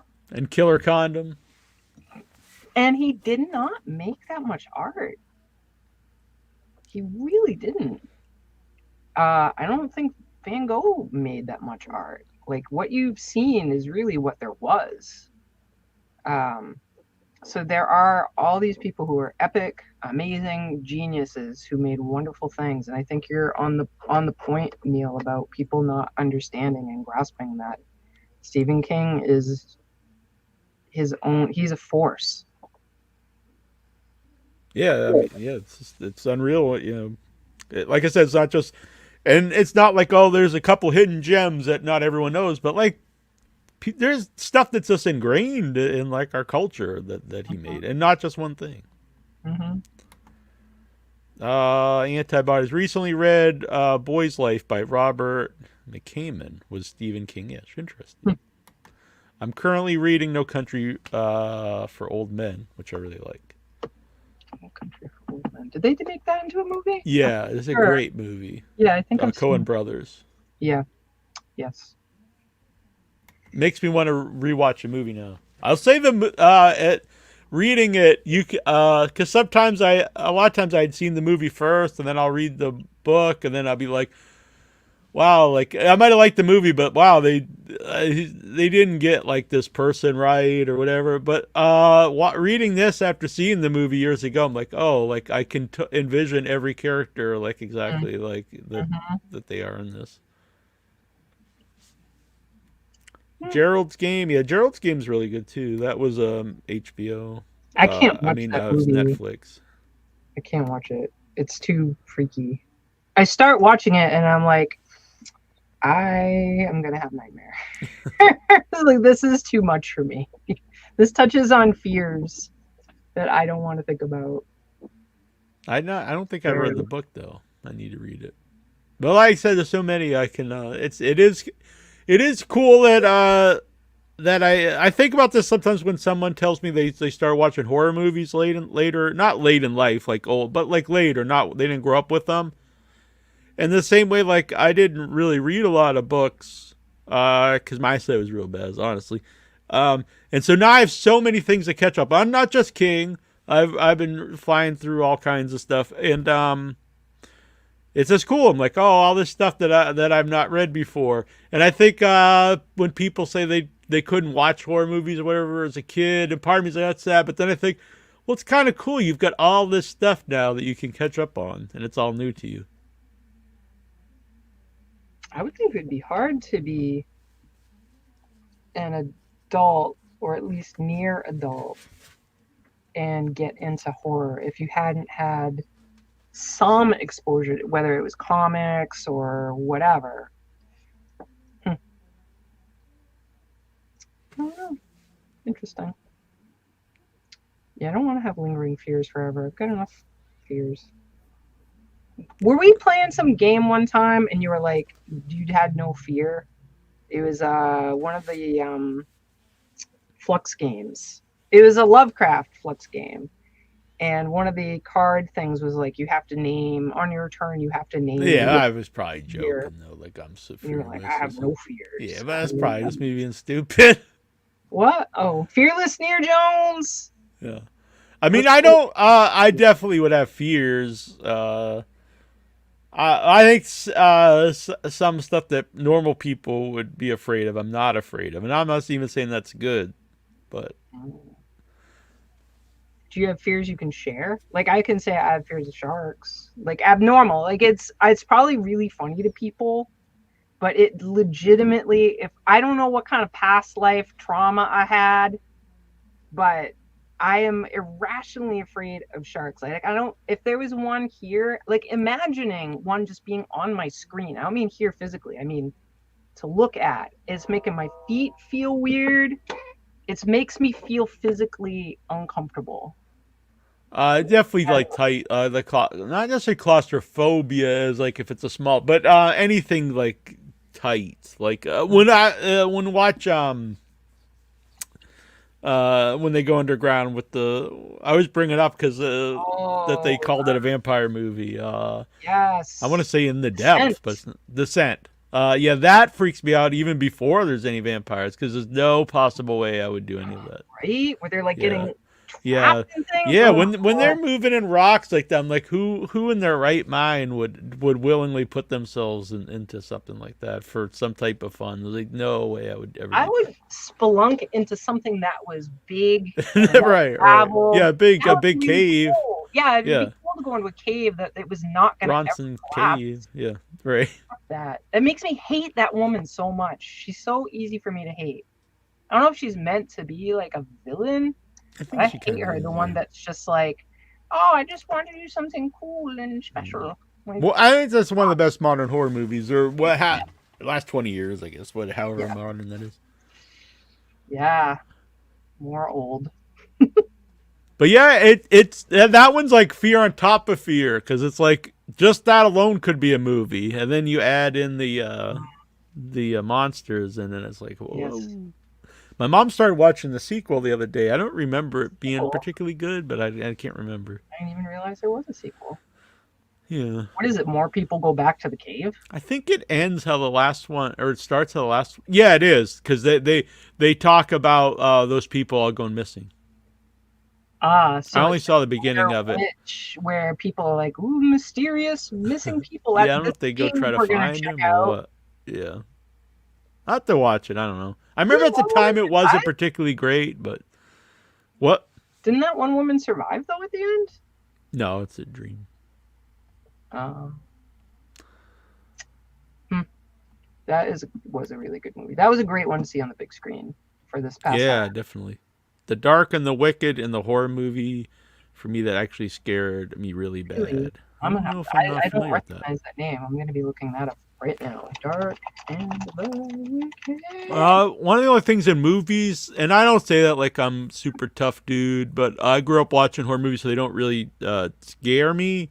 But the only thing that always would is like little toys that would be doing something, because I always had lots of action figures, and then like it would make me think like if they're watching me or something. But I mentioned this so many times, the dummy and the magic, especially the trailer, like that always freaked me out. Mm-hmm. That scared me. I don't. And the tall man also scared me. Yeah, one of the few things. Yeah, I'm trying to think of horror movie. Asian horror movies used to really scare me, like the Ju-on, not the American one. I didn't see that first, anyways. The Ju-on, the Grudge woman. Oh my lord! It's the sound she makes coming down the damn stairs. Have you seen that, Neil? Nope. She's scary as fuck. Damn, she's scary. I imagine her now and she's scary. She's scary. So, but am I scared? Well, no, yeah, I can. When I was sometimes just envision like, what if she was to show up? I'm like a child. What if? It's bad. And then I imagine it so vividly. I'm like, ah! I know it's not there. Like, it's obviously not there, but I just imagine in my mind's eye. Well, this isn't a fear. It's maybe the opposite or so. I don't know. But I know when I watch a lot of horror movies with villains that I find interesting, or I always try to, like, in my mind, I'm thinking, how could they make this, like, how could they make it just work? Maybe like, oh, well, you could do something and this guy could just be your buddy or something. But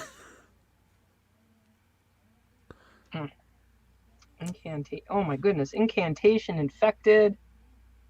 Annabelle Try the Asian Horror, Infected, about a hospital. Yeah, I don't know what that is. I'll be honest, I've not seen a lot of Asian horror films. Oh man, when I was in college, that was when I don't know if I am dying to find someone who remembers the website Crazy Maisies, because there wasn't even, I don't think LimeWire or any of that shit existed at the time, maybe. And it was just this website. Like, did you ever go to bangedup.com? That was way back in the day, and I won't get into bangedup.com. It was a really dark place. But Crazy Maisie's it was just this black page with a non-alphabetized list with no descriptions, just titles.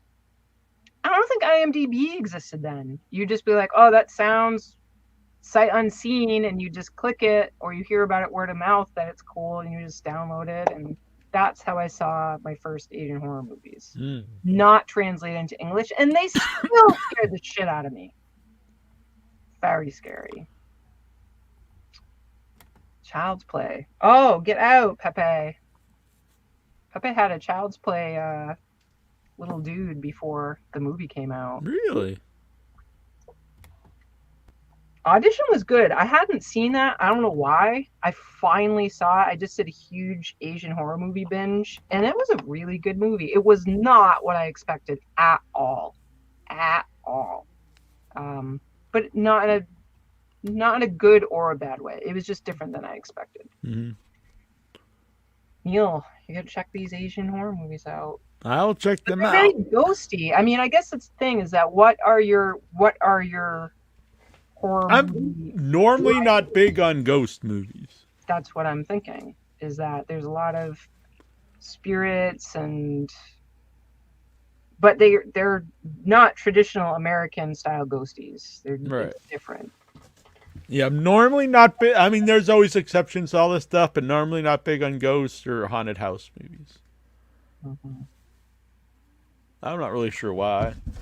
For a haunted house movie, I like it to have a lot of stuff going on. Like I like Poltergeist, but a slower one I'm probably not. I do like Hell House though. Is it Hell House? Is that the one with the guy from Fright Night? I don't know. Like where the ghost is the little midget dude, and What? that's why he's all pissed because he's What? short. This is Hell House? And that's a movie, right? Hell House. I don't know. How old is this movie? Old. Like 60s. older than us? Yeah, oh yeah. Is it Italian? No, it's an American movie. Oh, I have no idea. For the I guess listening Hell House. audience, I don't even know how I found it. My current favorite Asian horror movie is Exte, E-X-T-E. There are two of them though, unfortunately, and they both have to do with hair, and one of them is not the right one. The one that I'm talking about has what's his name? Ken. 1970. It has the girl from 1970. Kill Bill, like the. Oh, really? Yes, she is the star. She's the lead. It's really, really good and funny. That's a cool thing with some of the Asian horror. I think probably more so the Japanese horror, is because they can be really creepy, but there'll be like silly things in it. Well, that movie is kind of ghosty, but it's kind of so. That opens up, basically, the big starting point is there are these security guards at like a port where there's these big containers, like you'd see containers on a train. And so they've got whatever is in it. So these security guards are just normal guys, just being normal people. They're walking around at night. And there's this one container. I can't remember why they went in it, but they open the container and it's just, maybe it smelled, and it's just black. It's this huge container. It's just this black something. And they find out that they feel it and they're like, it feels like hair. And so there ends up being a person in the hair, a woman in the hair. And I don't want to give it all away, but you find out that this woman is, you think she's dead, but she's growing hair. Like constantly. She's constantly growing hair. And there are horror elements that happen, and they're so awesome. It's so great. Ren Osugi, if I'm pronouncing it right. Oh my lord. It's wonderful. I would love for you to see it and enjoy it. It's so, All right. so good. I'll try to find this. I might have to pass it along to you. Yeah. I feel like I did find it to share it with Devani Pim because she came on and we were talking about Asian horror, and that was my recommendation. I don't know if she ever watched it. Clearly, I can't say enough good things about it. What's Neil Jones up to? I was finding the movie Legend of Hell House, 1973, Rodney McDowell. Doesn't that have Vincent Price in it? No. It doesn't? No, it's House on a Haunted Hill. Oh, Roddy McDowell's in another one of these movies. I'm a big fan of this movie. I feel very confident I've seen this, and it is very similar to the Vincent Price movie, where there's like this group of people that are gonna see if the house is haunted. But yeah, there's this really weird backstory to the guy that owns the house, the ghost. Like Rodney McDowell's awesome. He was. Yep. Yeah. Pretty great. I recommend that. That's a ghost haunted house movie I like. Oh, I I see, saw the Devil. I feel like I just saw that. The what? I saw The Devil. I feel like I just watched It's good that. too. I like it. It's modern. Apparently. Saw the devil. I saw the devil. Juju B posted this in the group. Saw X is coming out, and apparently it's the return of Jigsaw. Now, how does a guy come back like after he's been dead for decades? I don't know if you've seen those movies, Neil. I have seen all of them. And there are things that happen in those movies that are not realistic. Yeah. No. I'm sure there's some way they've... He just faked his death all his time. Like, you dumbasses. Pepe woke up hugging an empty pineapple. I think that's an urn. Is it? Yeah. It made me think pallbearer, but I don't know him. When you said that, I thought of Paul Bearer hugging an urn. Yeah. Pepe, what are you talking about? My Undertaker. Multiple time guest on my wrestling show. Really? Yeah, 3-time guest. Dang. One of my first big guests back when the year we started. He was actually one of the first people that replied to me when I started asking people to come on. And I always remember that. Person, or did he act in? Was he there in character? No, he's there as himself. Percy Pringle III. Well, that's not his real name either, but Paul Moody. But yeah, and then I don't know if I should say this because it's not a joke that's like proper nowadays. If you question yourself. Yeah, I didn't say it. It was Paul Bear on the show, but yeah. So at the end of the show, I go, I got one more question, Paul, and he goes, "You're gonna ask me if I'm queer, ain't you? You suck one dick and it makes you queer." Oh my God! I think that's it. But he's a very funny guy. Damn, I don't even know what to say to that. Huh? There's so many levels to this joke. Well, he had many gay friends in wrestling. He was friends with Pat Patterson, who was openly gay.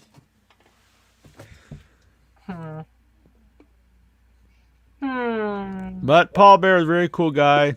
Nice guy. Nice.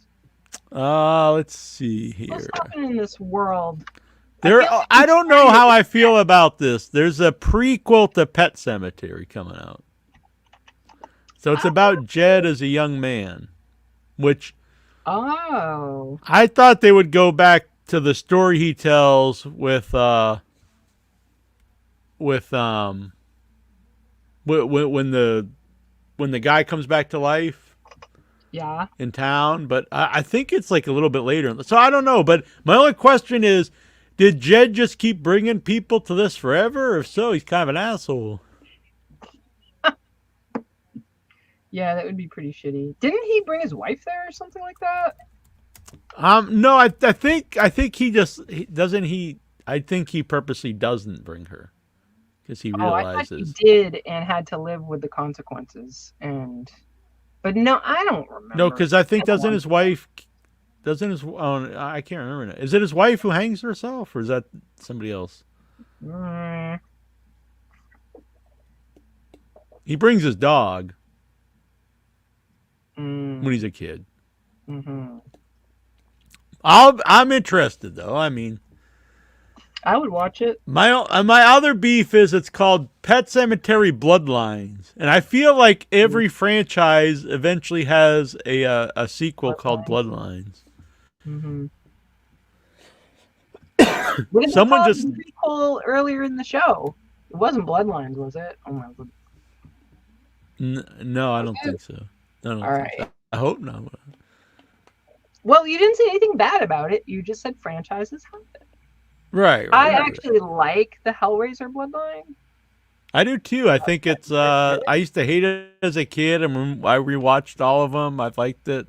I actually like some of the ones that like no one, not no one likes, but some of the ones that they're clearly not like as good as the first movie, but I still liked a lot of them. There's only one or so that I think is really rotten. Like maybe two. I really wish I liked the one that has Kirsty in it and the dude, where I think she drowns in a car or something. But he's such an asshole. He's such an asshole. But I think the story is good. I think the cinematography is good. I think that the Cenobites are cool. But he's such a dick. I just can't. Leslie Nielsen in the original Witch Thing? I'm He's not in behind the original today. Pet Cemetery. Leslie Nielsen was in Creepshow. Pumpkin. Yeah, Creepshow is great. But in this, David Duchovny's in this. I don't think he plays Jed. Wow. I guess I this don't also think is that odd because it's Thing. he's like a very young man, like he's like 20, so it's not him. In 1969, but well, he'd be like 50 in 69. Can you put up a visual for myself hold in on a the second. audience? Yeah. Because the original one takes place in the 80s, right? So in 69, he wouldn't be like a really young guy. No, he'd be what, like 40 or something? Maybe even. He'd be like in his Oh, 50s wow. or 60s, probably.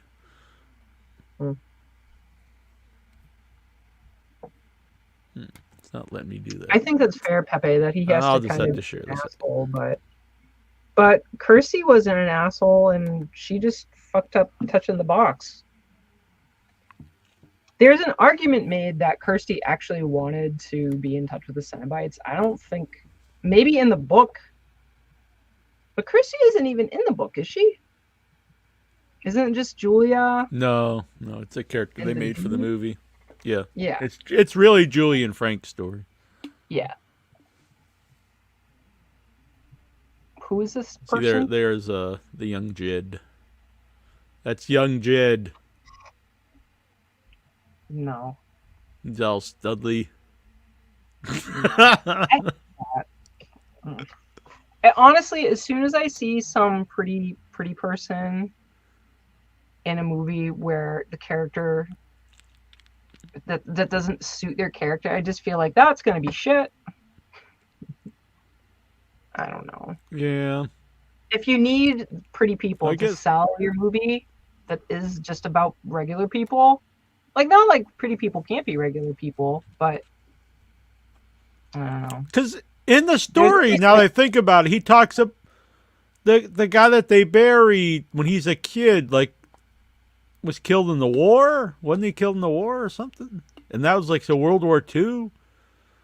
Oh. Yeah, I think he was a young man like in the 40s or something, not the 60s. Unless they just totally changed the timeline of the original. Maybe it's a prequel to the sequel. I don't know. I mean, prequel to the remake. Now we just get into craziness. But also Pam Grier is in it. I mean, you cool. can't dislike I'm Pam Grier. okay. I'm interested. I'm curious at least. Yeah. Pepe posted these. I'll share them here. And I'm just throwing this out here. If anyone ever thinks of sending me a gift, this would be cool. And I would use it on the show. You get enough shit. You know what I get? To spend my money.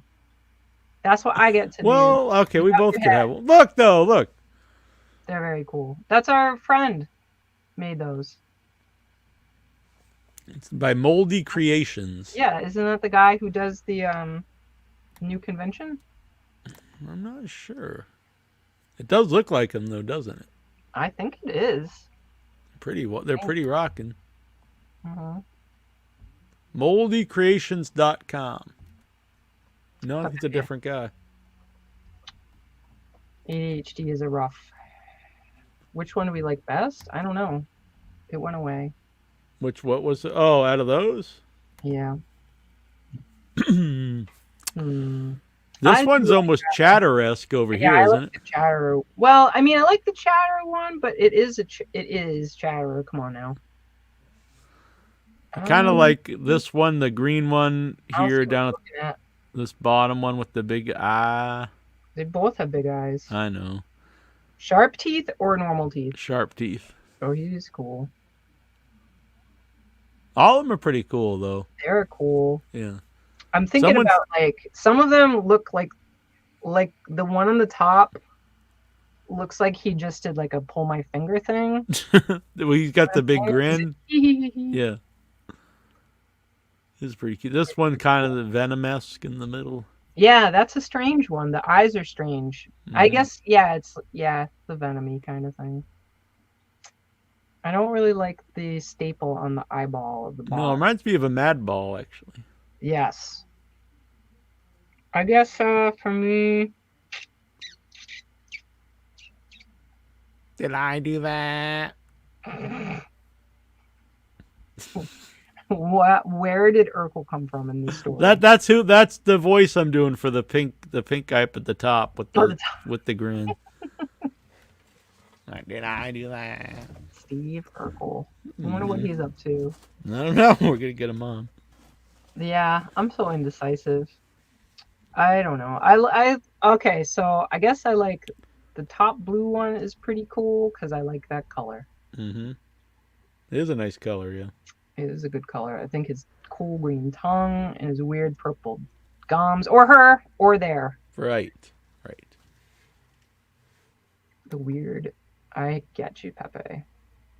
Pepe Potito's a good man. Yeah. Promote the weird. We like Pepe's a good man, and Colleen's a good And one. Colleen. We answered this question. I know, but I didn't pop it up at the time.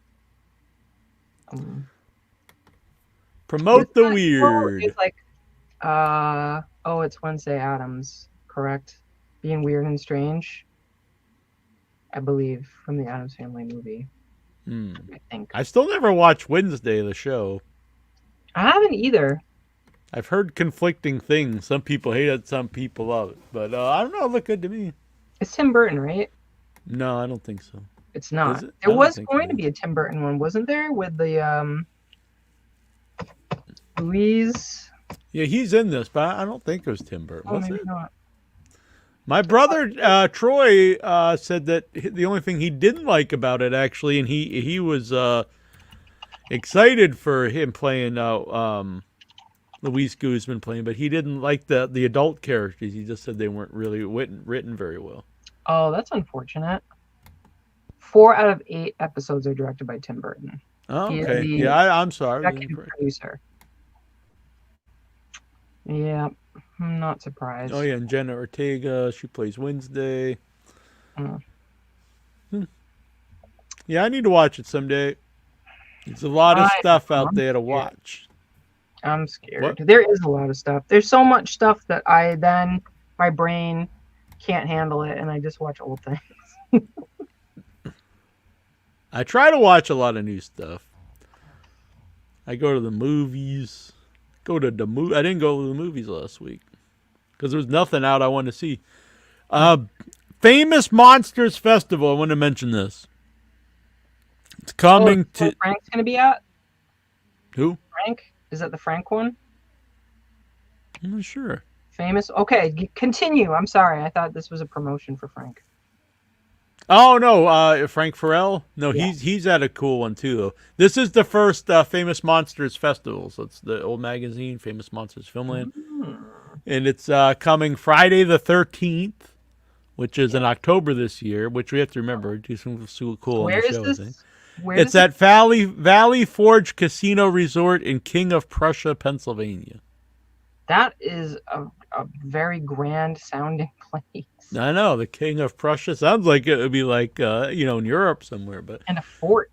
It's I Yeah. don't know. It's and like medieval. and it's possible this guy's done conventions. But if he hasn't done for a long time. But Sean Cunningham is gonna be there, It's a familiar. which is a very controversial figure in the world of horror. The guy who directed the original Friday the 13th. and controversial because I can't recall why. Most people dislike him. Who's ever worked with him? A lot of people think he hates the franchise, even though he's made a lot of money on it. Hmm. And then he had the big lawsuit with Victor Miller. He produced Friday the 13th. Hmm. Did he direct it too? I thought he directed it. Could be wrong. Oh yeah, he directed it. I think Sean Duggan is at a convention this weekend. So tell me more about your convention you're talking about before I derail. Frank Farrell. Yes, He'll be he's all about coming back on sometime, so that's cool. I know. We chatted after I posted about watching Spookies recently. Someone brought his attention to my Spookies post. It was really funny. Well, I had not seen the documentary. I didn't know anything about the background of Spookies at all. And my post was about how I love this movie because it's fucking batshit crazy. It makes no sense. Like, it's so disjointed and bizarre. And it turns out there's a reason for that. Mm-hmm. I'd said that I love it. Someone was kind of like saying, I don't understand why people like this. I said, it kind of brings me back to my childhood when I watched horror movies very young and I didn't understand what was going on. And this gives me the same feeling I had as a child, not really understanding what's going on and why. Yeah, because like the zombies are farting and Their Muckmen apparently Muckmen, sorry. is very specific. Muckmen. Well, there's just characters that don't make sense in it. There's like that werewolf kind of person. Have you seen the Spookies documentary? I can't remember what it's called. No. It's really good. And I was able to watch it somewhere streaming. I don't remember if it was YouTube or what, but I highly recommend it. It was really, really good. Yeah, he'll be at CreepyCon in Knoxville, Tennessee. It's his very first convention ever. Yeah. August 24th to the 27th. Anybody who's still with us, go show your support. He seems like a wicked cool guy. Really nice. That's my impression. Seems really nice. Yeah, he was awesome when I had him on the show, and he's ever since he's kept in contact, and he'll share the show sometimes and stuff. He's good guy. That's really nice. Last Trying Friday to the see who else 13th is movie. here. I don't remember. Did we? I don't even remember if I saw the last Friday the 13th movie. Hate The to be remake? a blasphemer. We saw the remake at the outside. It stinks. The Friday the 13th, the last fucking Friday the 13th movie. If you want to post that little comment, we'll raise that up. Was either in your window was disappointed with the last fucking Friday the 13th movie because Jason ran funeral fucking run? Oh, because he ran. Because Jason ran. Oh. Did we see that? I'm gonna have to disagree with you, Pepe, because Jason does run in part 2 through 4. Oh. He I know people argue, but I think it's clear he's a living human being in 2 through 4, and he does run and he makes noise and stuff. After he's a zombie, when he's brought back to life by Horseshack, when Horseshack sticks the pole through him, And then the lightning hits him. And then after that, he's an undead zombie who walks and apparently teleports. What would be the difference between a zombie and a flesh golem? Because there's an argument that Frankenstein is actually a flesh golem. Not a zombie, yeah. Because I think he has a. Well, it's weird to even call him a golem is because he thinks too. I don't know. He's in the movie. Well, even the movie does some, but in the book he's intelligent. Yes, that's true. Yeah. Is a golem universally not intelligent, or is it just like in my mind it is it, but I'd have to really like study like the old like the lore. Yeah. In my mind it isn't, but I don't know. Seems like that's something just made by someone to do their bidding.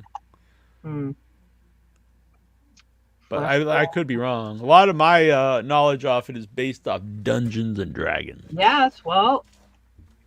And I don't think they're intelligent in D&D. This one isn't especially intelligent. It has a 6. So I guess like a child. All right. It's not a 3. It's not a 3. So for those who don't know, a 9 is average for anything. So like if you have a 9 intelligence in this thing, then you have normal intelligence. I don't think you can be alive with a 0. Like I think plants even in this game even have more than a 0 intelligence.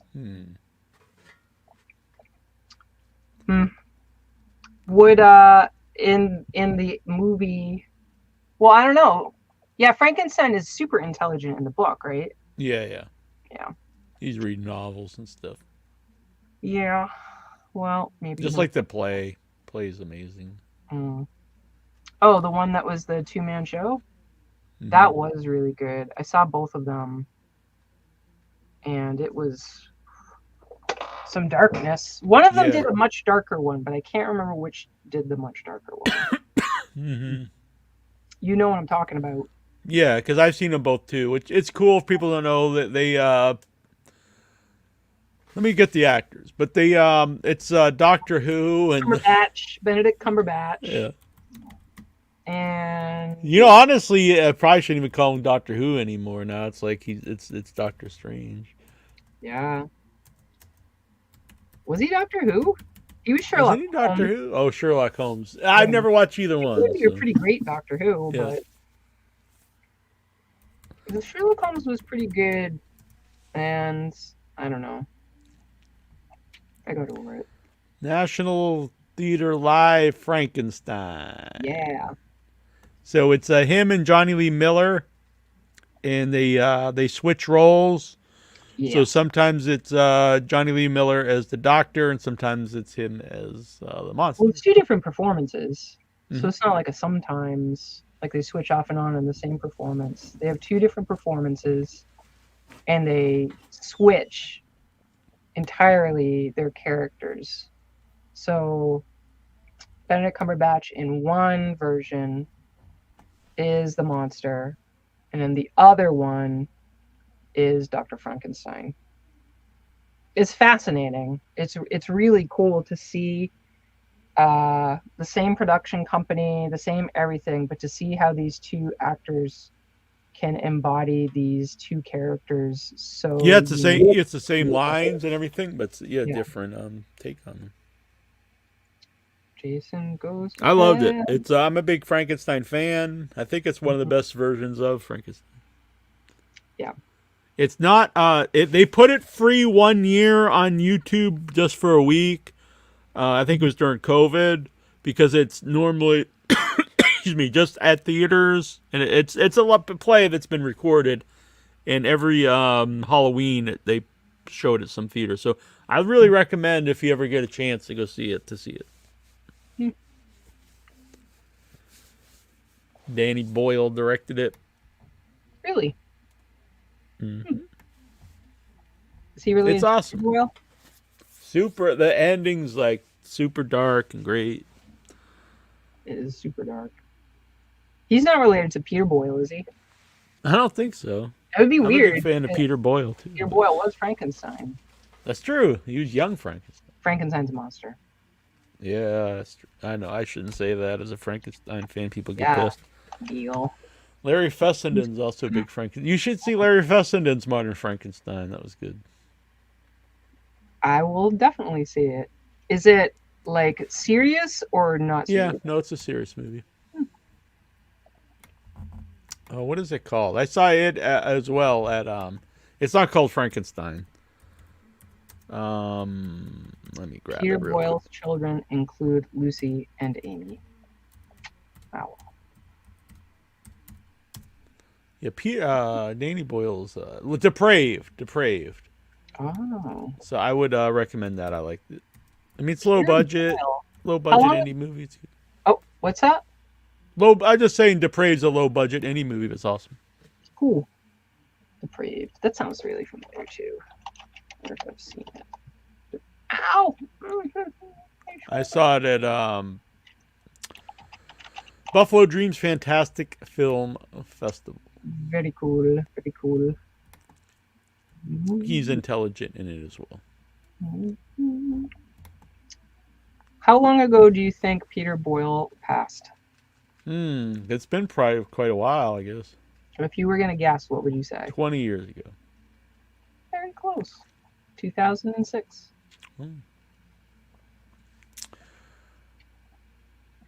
Peter Boyle. I You like need him to in see that Taxi movie, Driver. Joe. You'll love it. I mentioned it to you. I'm pretty sure it's on Tubi. You will love it, Joe. It's got him as he's kind of like Travis Bickle, who meets someone in a bad circumstance, and it's great.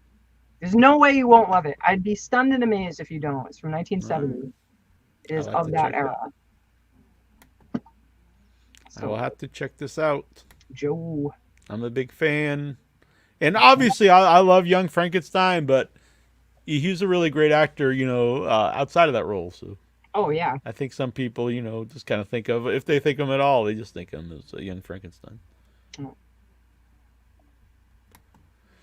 Antibodies are popping around here. By the way, they are the music of the month. They send in a lot of cool stuff.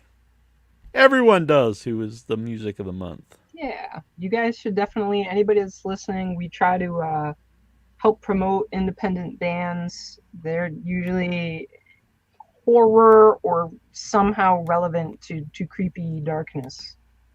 The way horror is. It can either be super fun or it can be creepy darkness. Yeah. And somewhere in between. So, do we have like a list somewhere of here? I had started one at one point, but it's way out of date, so I will That would be start cool. that back up. To have a little I'll have to go through itch. stuff and figure out, but it's not impossible. There was a break that we didn't do, but I'm glad we do it. I'm glad we can do it again here on YouTube. Sometimes it's a little tricky with YouTube's rules, but we get it done. Anything else happening in the world of horror? Facebook, by the way, is being even worse lately on for the music. Really? Several times now they've muted the show live on Facebook, What the? saying that we're playing someone else's copywritten music for our own theme song that was created for us, and so I told to Nick Cage, and in fact they don't even have it anywhere else. They made it for us. They gave it to us. It's not even on any of their albums, or you can't download it anywhere. So no one owns it. It's completely original. And so I always fight it, and I always win. But the idea they even do it all the time, like, where do they get this idea that someone else owns it? That's And so- very weird. It was suggested, they gave me the okay if I want to actually upload it to Bandcamp and put like some kind of my own stamp on it saying that it's my tune, but so maybe I'll do that. I don't That know. probably would take less time than fighting Facebook every time it happens. Yeah, every single time. Ultimately. Yeah. What a pain in the ass. If it wouldn't say it was our own theme song, I probably wouldn't even thought much of it. I'd just say, I'll just delete it. But I was like, what the hell? It's our original tune.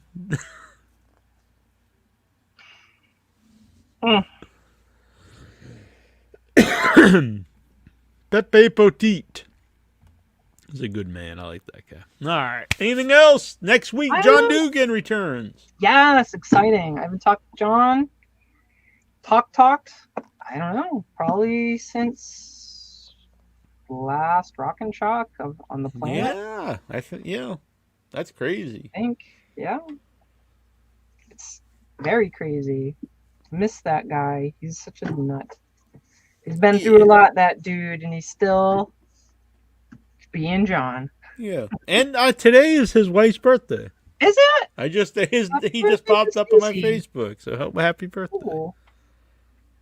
Happy birthday to Stacy. Yes. A hell of a woman, because John is a handful. He is indeed. And I can't imagine either of them disagreeing with that statement. Mm-hmm. But he's a wonderful guy. So I forgot. Jason had sent me some stuff I was supposed to show in the show. Jason Minton? Jason Minton. Jason Minton of the South. Jason Minton. Mm-hmm. I don't know what this means. This bag says KY for KY. Kentucky? He is living in Kentucky, correct? Yeah, but what KY for Kentucky? But anyway. I don't know. We had a Sting hat. Yes, you got a Sting hat. Dang, I forgot about those hats. Is that straight? That might be worth money. I think that's straight out of the 90s. Yeah, I think I joked I was going to sell it, but I will not as a gift. Yeah, because I have another one too upstairs. A different person. Cocaine Bear, you make my heart race. I didn't even realize he wrote something in this. Aww. And I love you very much, especially. What the hell? I don't know if I should read that. I love you very much, especially in the ass. That is not proper. And he wrote in there, these are random things he found in Kentucky. Pro-black, pro-choice, pro-gay, pro-wrestling. Nice. That's cute. I like that. Cocaine Bear for president. Annabelle's not a fan of that one. I'm not. Because I care about children. Cokie the Bear. Don't do drugs patch. Well, that one's nice. It's telling you not to do drugs. Fortune teller fish. It tells you actually how to. Those from You know how to use it? No. Use it. Yes. Okay. Read it out loud for the world, and use it. Place fish in palm of the hand, and its movements will indicate moving head. So I just put it in my hand. Hold it up to the screen so we can watch your fish. No. It comes out of the bag. Oh. Nice. You gotta just hold your. So you would take it and you put it on the palm of your hand. All right. Now hold your hand flat, and let's see what happens. Is anything happening? Yep. The head? It's moving a little bit. Yeah, the head went up. Is that it? Yeah, the head's kind of wagging.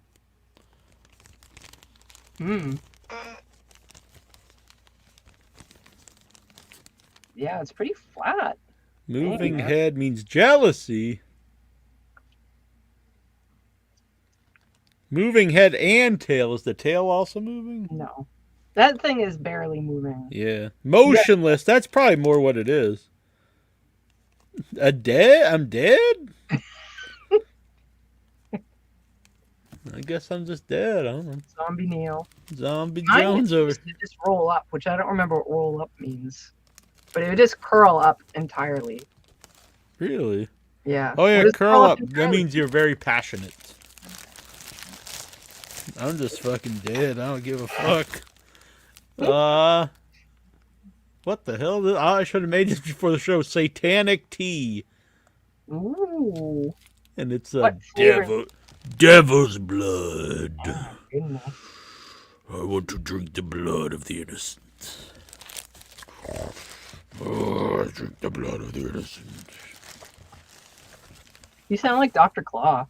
I don't want to get any of some of my listeners who message me. They might like get triggered if I start doing that.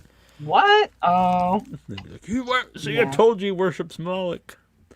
A devil taking a shit, I guess. He's on the... That is a really old drawing. That's very cool. Classic. It's a patch, too, so I could put it on a shirt. Nice. So that's it. But that's very cool. Thank you, Mr. Jason, Mr. Mitten. I call him Mitten and then Mr. Jason, but whatever. Mr. Jason. It still works. We know who So, you are. I do. So he's got the... So he sent me this little box. I won't show the side that's got my address.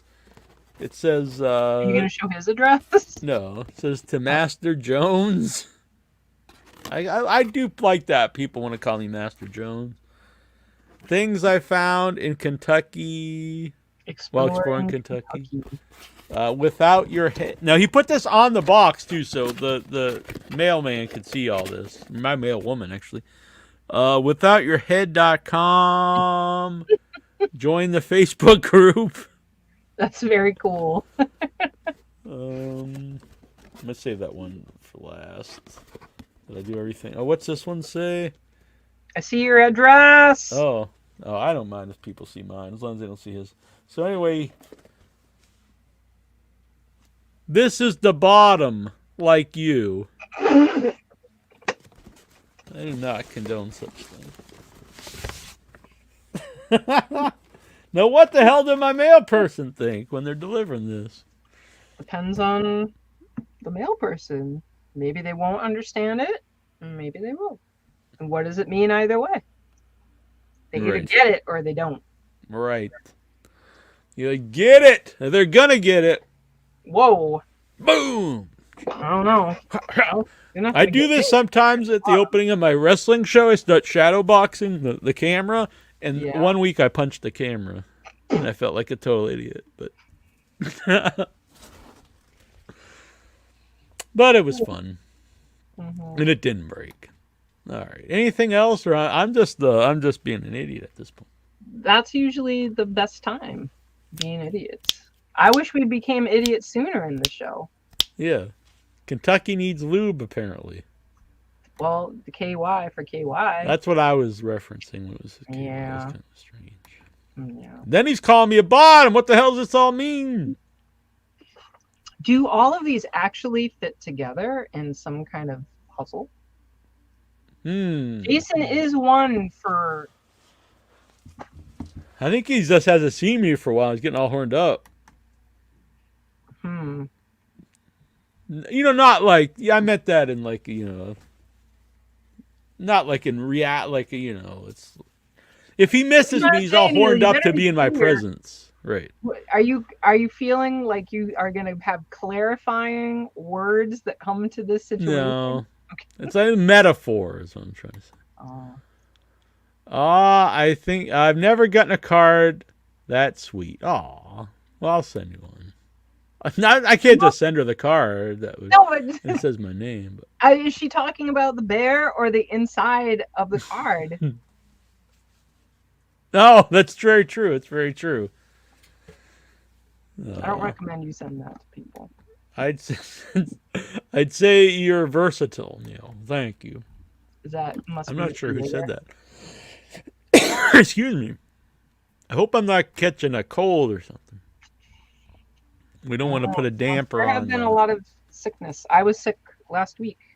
Yeah, and I was at the wrestling with a lot of peoples last night. Oh, that's true. I don't need to be sick anymore. Yeah, I don't want to get anyone sick. No, being sick. I'll know better in a couple of days. It could just be allergies. Mine went away and came back. Maybe you gave it to me 2 weeks ago. I guess it's possible. Did I see you 2 weeks ago? Whenever it was. 3 weeks or more ago. What are you doing, man? You're like headbutting the camera now. Oh, I'm just rocking. Just rocking. Just Mm-hmm. feeling good. Oh, something going on back there? No, I'm just looking around if there's anything new, but I don't think there's anything new up here. Just all the cool. Well, Oh, I do have this, but I didn't put it up yet. I need to put oh, that's pretty cool. yeah, like it's metal. Nice. It is later than I thought it was. And Yeah, it's getting time pretty for late. me to go to bed so I can be shiny and ready to roll. Shiny, happy people holding hands. Shiny, happy Annabelle. I'll have to work on it. Please do. You too can prevent. Next time we meet, Oh, I want to hear your the parody. shiny, of happy. All Happy right. People. Coming also here next week, John Dugan. There'll also be an interview coming up with Greg Moffat. Johnny from the 1953 robot monster. And I found out that we have a connection. He filmed in Bronson Cave in 1953, and I don't know if you even know this. I'm actually I'm not trying You're to the make last person in the cave. not the last, but I'm one of the last people to be filmed in the cave for a film. Didn't you go to the Manson Spawn Ranch too, or something like that? It's around that area. Mm. But it's very cool. I told him that, and he thought it was pretty neat. I like Pepe's goodbye thought. Be cool, everyone. Everyone. All right. Be cool. Ice All right. cold. What's cooler than cool? Ice cold.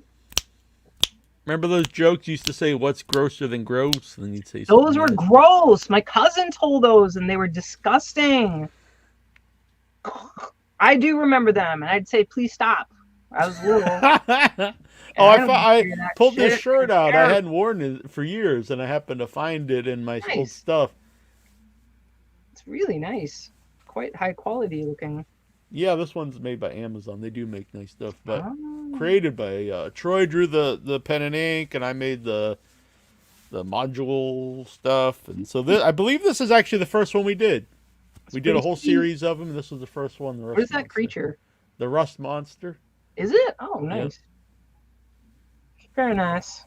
All right, we gotta go. I gotta go. You don't have to go. You can stay. Now let's get out of here. Play up the tunes. Play us out. Antibodies.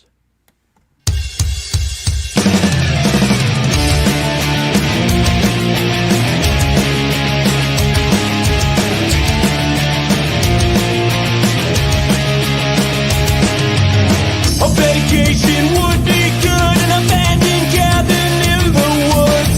I'd save the man archaeologist, Necronomicon ex-mortis, reciting passages from the Book of the Dead. Here in this fight, Linda's head. Bridges destroyed, I can lead an evil force. Corners made and locked up with conscience. I don't wanna be dead by dawn. Demons arrive. Pray for daylight. Who will survive? Join us tonight. Evil Dead. Evil Dead. The four creeks and